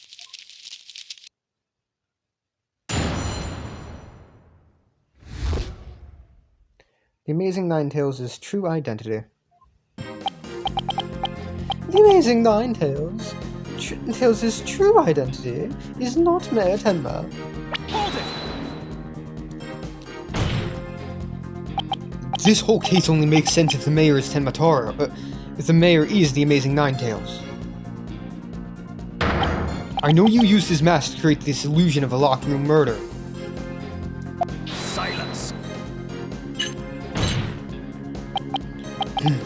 Nothing more than idle speculation. You've no evidence now, have you? Objection! Mr. LaBelle knows that what the statue originally looked like. That means he had to be in the Fox Chamber while it was still locked tight. Hold it! But I heard about the statue from Alderman QB. If you don't believe me, just ask him. Oh, but what's that? The Alderman's dead. Looks like the joke's on you, my sweet, sweaty little friend. Apollo, you mind if I wring his neck? Wait in line, because I'm going first. Temper. Anyway. The mayor would never admit to such utter nonsense. Hold it! The only nonsense here in this court is you and your assertions. Such anger is terrible for the skin, you know. Beauty is like a flower that blooms forth from a serene heart. Excuse me? I didn't expect a wilted peasant like you to understand. Perhaps this fragrance will help the blossom within you bloom.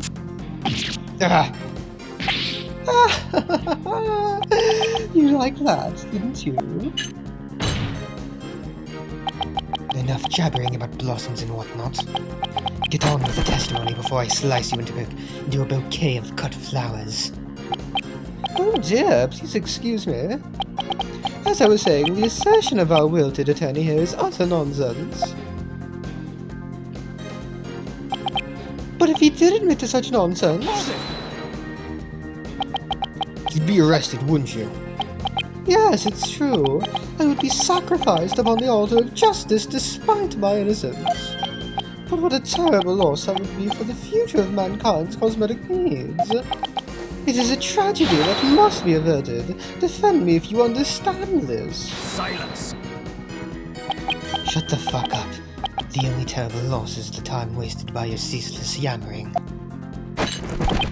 If you would avert the tragedy awaiting you and that vexing visage of yours, then...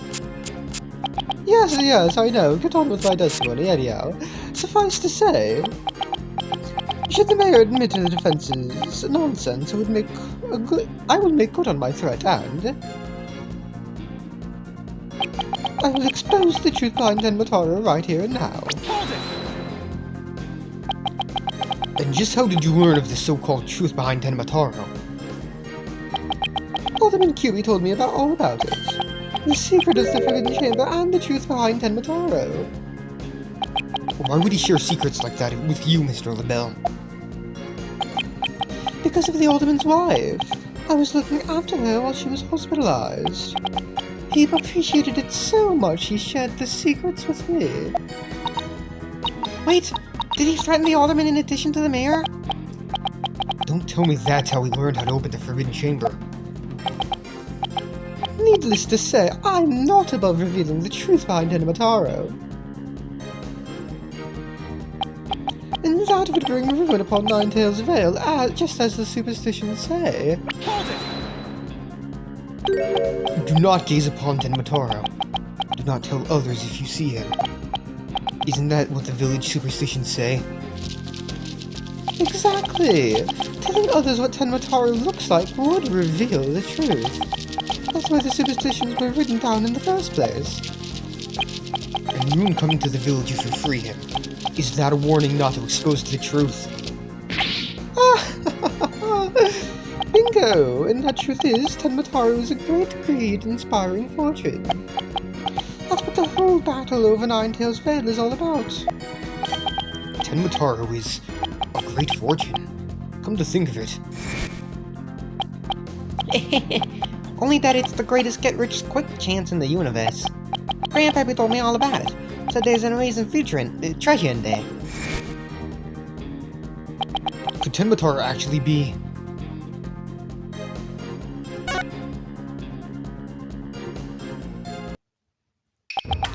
Telling the villagers that Tenmataro is a terrifying yokai is what has scared them away from the Forbidden Chamber and the treasures within. That's how the treasure has been kept secret all this time. Well. Seems our attorney here has uncovered the truth that must not be revealed. He said the thing. Mayor Tenma looks like he wants to keep the truth hidden as much as I do. Tragedy is doomed to repeat itself as long as Tenmataro exists. That's why the secret must be protected. As long as Tenmataro exists, huh? Mr. LaBelle, please add that statement to your testimony. Please don't repeat it. I think I did press this, right?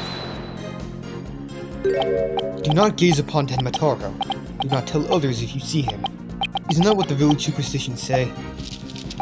Exactly! Telling others what Tenmataro looks like would reveal the truth. That's why the superstitions were written down in the first place. Telling the villagers that Tenmataro is a terrifying yokai is what has scared them away from the Forbidden Chamber and the treasure within. That's how the treasure has been kept secret all this time. Does your hopelessness have you at a loss for words? Well, your case is hopeless, so I'd say that's more than appropriate. Tragedies seem to repeat as long as Tenmataro exists. So in other words, tragedy wouldn't occur at all if there were no Tenmataro. Yes, I suppose so, but that's wishful. This is the bell. Yes. You don't say. As long as Tenmataro exists, huh? How's the mayor supposed to admit to his secret identity now? Well, we have to find a way to make him say it, or our entire case unravels. There must be a hole in LaBelle's testimony somewhere.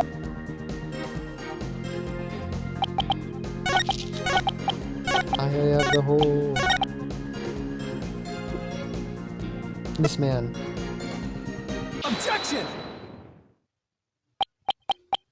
Mr. LaBelle, what if Tenmataro no longer existed?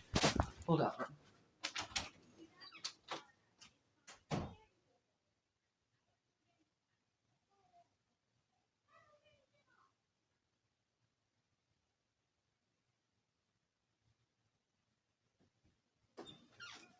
Boom. Drugs, alcoholism.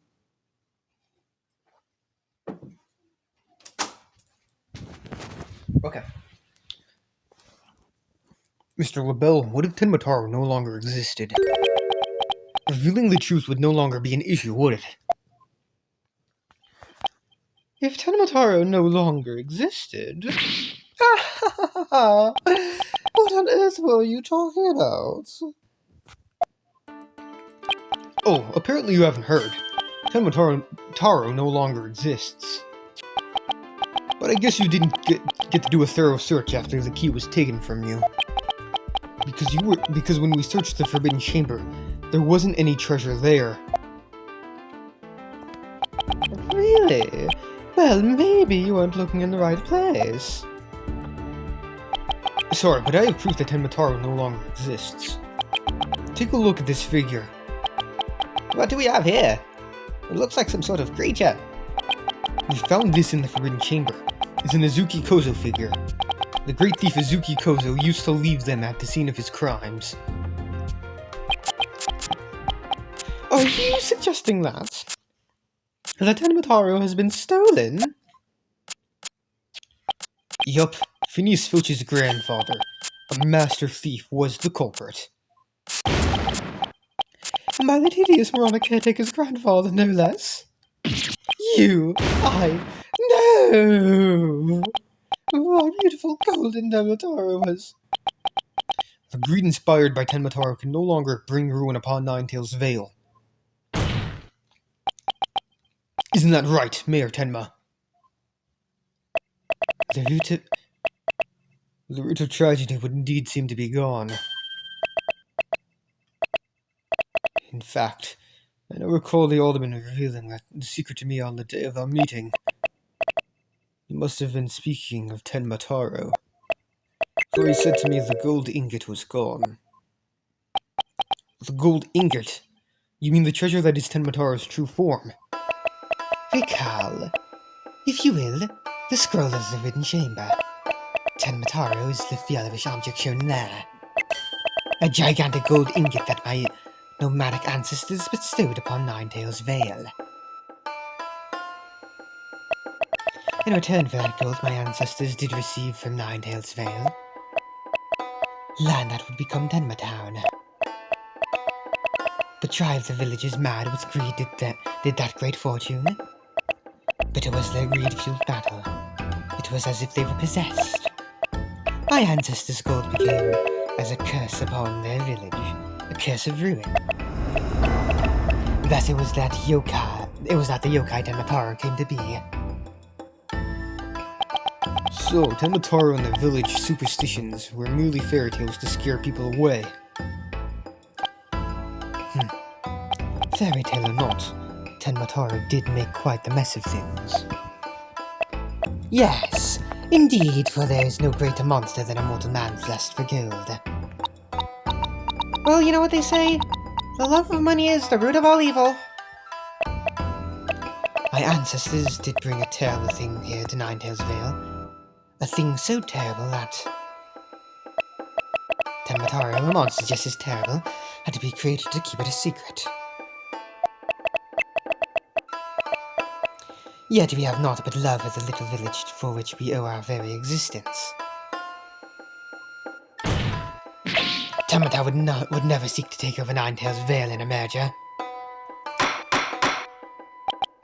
Oh my, that was quite a shocking lesson in history. Mr. Mayor, now that we know Tenma no longer exists, are you ready to admit your secret? You are the Amazing Ninetales, aren't you? Hold it. No, don't do it. Please, no.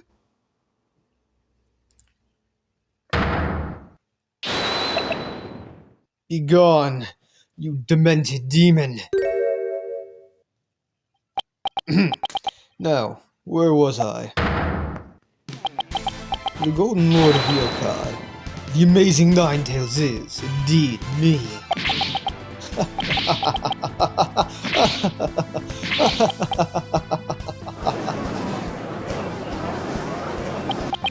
And that means, Jinxie. Gotta save all of them. I don't want it to fuck me over. Yes? Why is she here?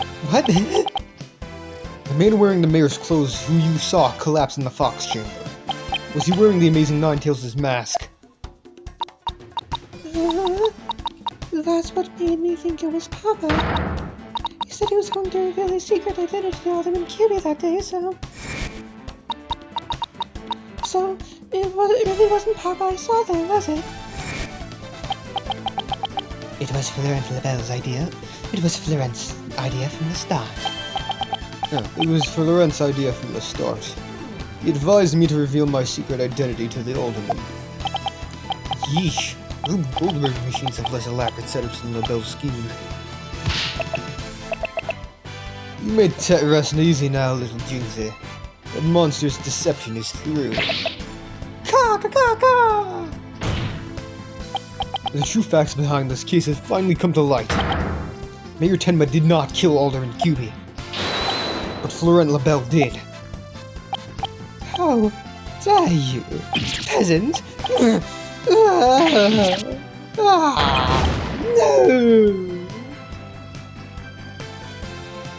Silence.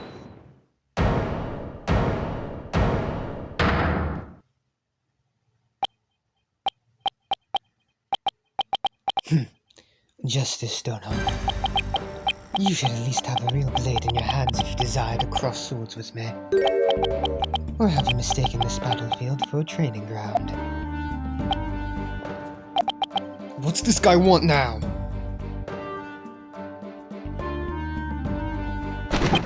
Evidence is like a razor-sharp blade that cuts through bone, as though it were butter. You have only blind guesses, a dull blade incapable of cutting even a cake. Yes, you there, Mr. Justice. After all, evidence is everything in a court of law. But... They're right, let's see some evidence. Why don't you tell me how many colors you have there? Of course, a perfect being like me wouldn't leave any incriminating evidence behind. This is the final battle. Just as a samurai must live and die by the sword. You will live or die by the evidence you hold. My swift blade of judgment awaits. Now present your conclusive evidence, or don't you have any? oh crud. Do I have anything conclusive? Do I? I have no clue if I do or not. Weeball! Evidence! Oh, I have evidence. You do? Of course. It's just the conclusive evidence we need, too. I'm going to finally prove Mayor Tenma innocent. Here comes justice. Oh, it's this! Let's review the facts. The most damning evidence against the mayor was the crime scene itself. The mayor and the victim were the only two people found in the room. Also, we all thought the alderman was killed because he was the Amazing Ninetales. But as we know now, of course, we were way off. And the Amazing Ninetales is really Mayor Damien Tenma. That's why when his daughter Jinxie saw the Amazing Ninetales collapse on the scene, he mistook him for her father. Those are the facts as we have revealed. However, Mr. LaBelle asserts that he did not leave any evidence at the scene of the crime. But he didn't say anything about evidence outside the crime scene. Maybe he isn't as clever as he thinks he is. Does any of the evidence found outside the crime scene provide any clues? A clue inside the mask. Oh, I know. The Amazing Ninetales' mask. It was found washed up along the river. What sort of clue does that mask hold? White hair in the mask. What about the hair left in the mask? Who does it belong to? The hair must have belonged. The hair in the mask must belong. The hair in the mask belonged to the alderman. So the true identity of the Amazing Ninetales is an alderman? No, of course it isn't. What am I thinking? Someone had to be wearing that mask at the crime scene.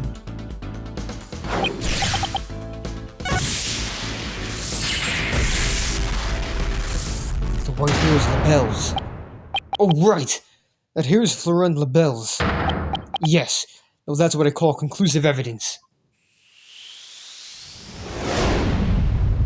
It looks so weird. Well, Mr. Justice, do you have any conclusive evidence to present to the court? Of course.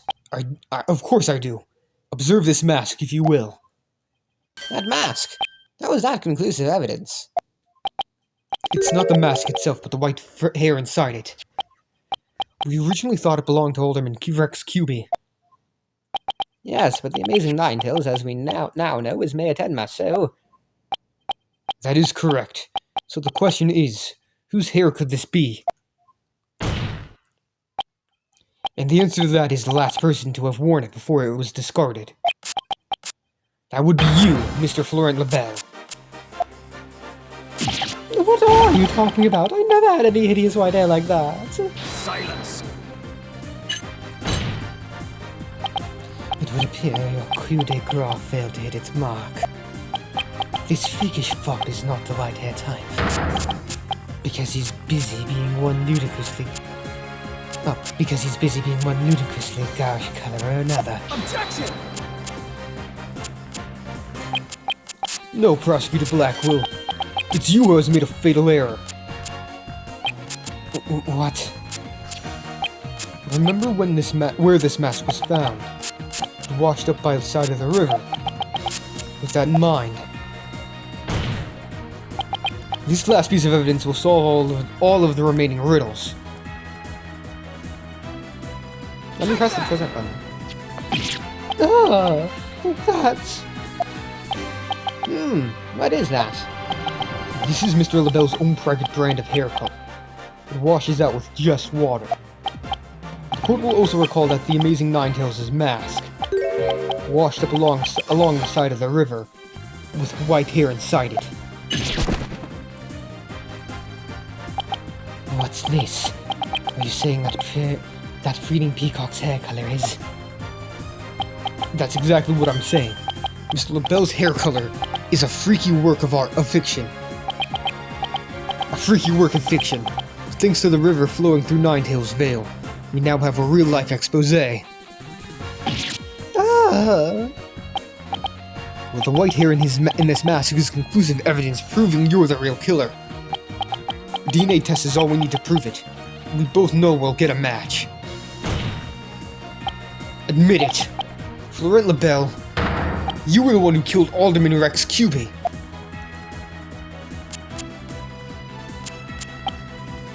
You! How dare you!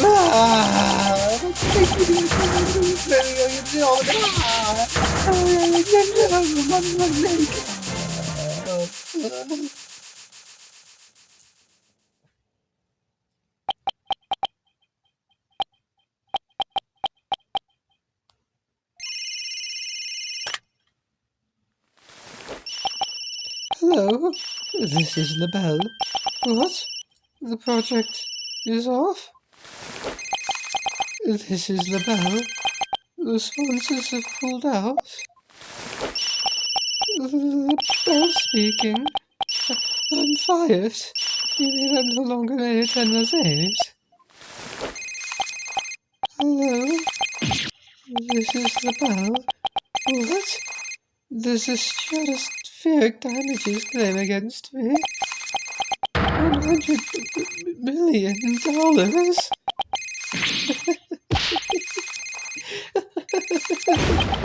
I'm finished. Washed up. Stick a fork in me. I'm done.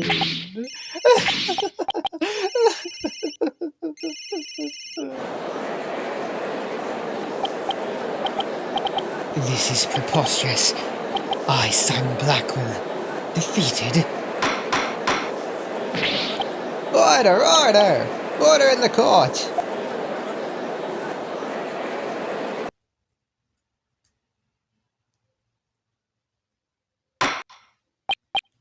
Well, this is quite the unexpected outcome.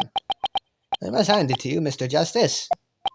You really turned this case on its head, just like that other lawyer, Phoenix Wright. Oh, that's such a weird thing to say. Phoenix isn't practicing law. The last case, like, chronologically, was Turnabout Succession, which Apollo was, you know, the defense attorney for. My God.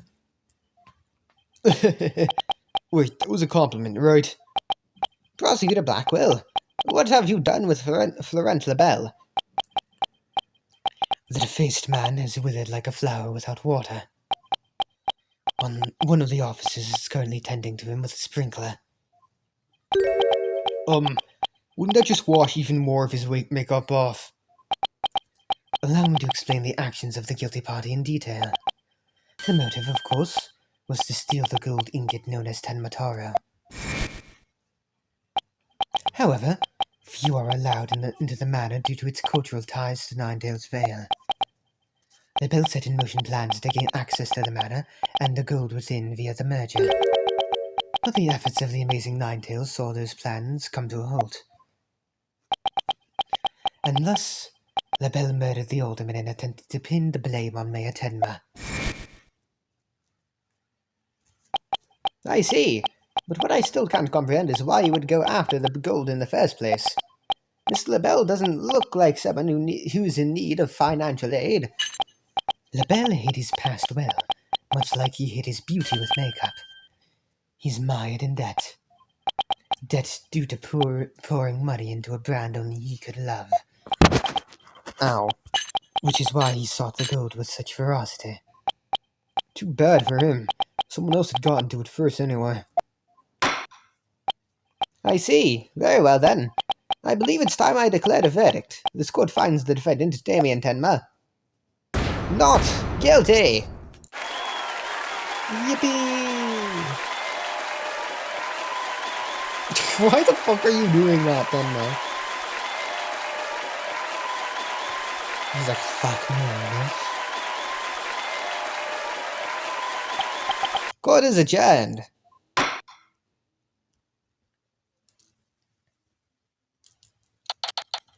April 19th, 1:23 p.m. District Court. Defendant Lobby. Number 3. That was some seriously good lawyering, Apollo. Let me say faster. Even I didn't see that coming.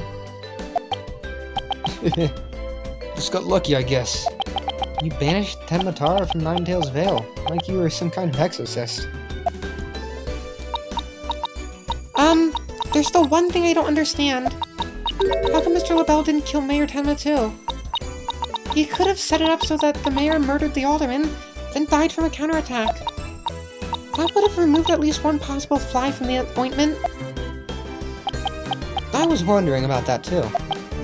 But I have a hunch LaBelle was biding his time. He was planning on exposing the amazing Ninetales' true identity himself. Huh? But why? Because the mayor was the amazing Ninetales. Had LaBelle succeeded in framing Mayor Tenma for the alderman's murder, the wrestler's popularity would have plummeted once his identity was revealed. Oh, I get it. If the amazing Ninetales was just killed, he'd die a hero. But if he was proved a villain, his fans would abandon him. making the merger that much easier. Right. And then when the merger was complete and everything cooled down, he'd be able to search the Forbidden Chamber at his leisure. What an insanely intricate plot! Caw, caw, caw! The most excellent job clearing my name. A feat worthy of the Demon Lord's approval. Why are you acting like Tenma again? Let this be of no concern of you. I'm just very autistic. How could it not concern me? Tenma, be gone! Ugh. Jinxie, seems like ages since I've laid eyes on you. Papa, you're finally back. Yes, it would seem Tenma is no match for you. I'm not scared of that silly little yokai anymore. Your father's a free man now, Jinxie. Isn't that great? Thank you for all you've done. Seeing you guys in action, it made me feel like I don't have to be afraid anymore. Aw, she's smiling! Wait, is Jinxie actually smiling? This is all thanks to you two. Too bad the amazing Ninetales will have to retire, though. How come? Once everyone hears I'm the amazing Ninetales, my fan base will nosedive. After all, I'm the most popular. I'm not the most Why the fuck am I talking like that? Once everyone hears I'm the amazing Ninetales, my fan base will nosedive. After all, I'm not the most popular of people. Another reason for my secret identity. I don't see how I could possibly continue. I think you've misjudged yourself. Take a look outside. Say now. Now that you mention it. What's all that noise out there? A big crowd gathered outside the courthouse once the news broke. Seems they want to get a glimpse of Mayor Damien Tenma. And root for your return to the wrestling ring. Rooting? For me? I thought I was nothing more than a malefactor in their eyes. The only one who really matters is Jinxie. Show her how cool you are. Yeah, you're the coolest when you're out there fighting in the ring, Papa. Jinxie. Here, I think you'll be needing this. Take that! Thank you. Now, if you would excuse me. I don't want to keep my fans waiting.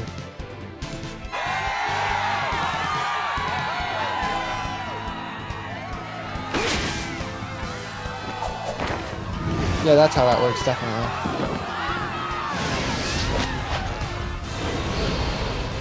Ninetales fail forever!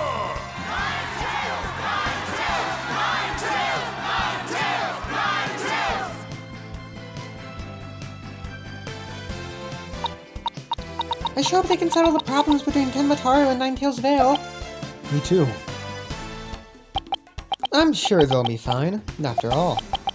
The blackmailer/killer is behind bars and the merger is no longer an issue.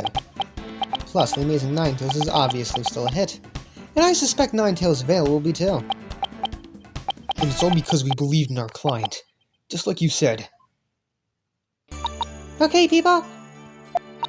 Now that we've got that one in the bag, let's go get something to eat. I'm starving. Sounds good. I've been so nervous I haven't eaten since yesterday. Better keep eating, Apollo. Or you might have to start looking up at me. Huh? I'm definitely past my growth phase. You should be about past yours too. Are you kidding me? I'm just getting started. Ready or not? It's face stuffing time. Keep eating like that, and the only direction you'll grow is sideways. Very funny. But I've got a hollow leg. I can eat as much as I want without gaining an ounce. Really? Oh, I can't wait to see this. Calories? Ha! Just try him. Just let him try to stick me on me. Alright. Alright already, you two. Let's get going before the old man closes shop. Eldoon's Noodles isn't an all-night stand, you know? I'm with Mr. Wright. Let's go. I've been waiting to have a bowl from there ever since Mr. Wright told me about them. I'm glad they're referencing Eldoon. Well, what are we waiting for? The noodles are on me today, so I expect some serious eating from you two. Yay, thanks, boss. Won't let you down. Athena has no idea what she's getting into. Mr. O'Doon's noodles are so hot and salty. 2 bowls would kill a man.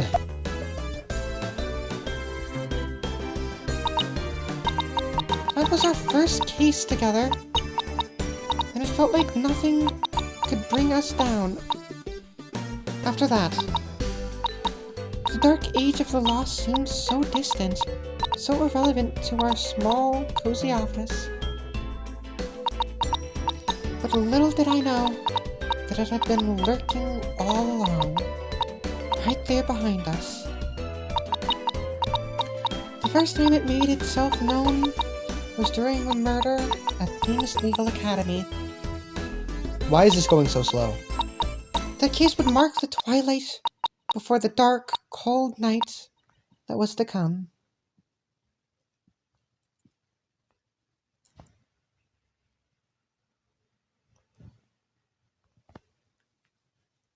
And saving data. Okay, yeah. Like I said last time, it immediately, in the last case, it immediately goes to the next case, which will be Turnabout Academy, but we're not doing the next case. We're actually going to do Turnabout Reclaimed. And we're going to be Phoenix fucking Wright again. And then we'll go to, this case. Hey, hi, Clavier. Yeah, Clavier's in this case for like 2 seconds. But yeah. I'll see you all next time when we start Turnabout Reclaimed. Which is, I think... Turnabout Reclaimed is actually my favorite case in the game. Funny how the DLC is my favorite. Anyways, I'll see you all next time. Bye-bye!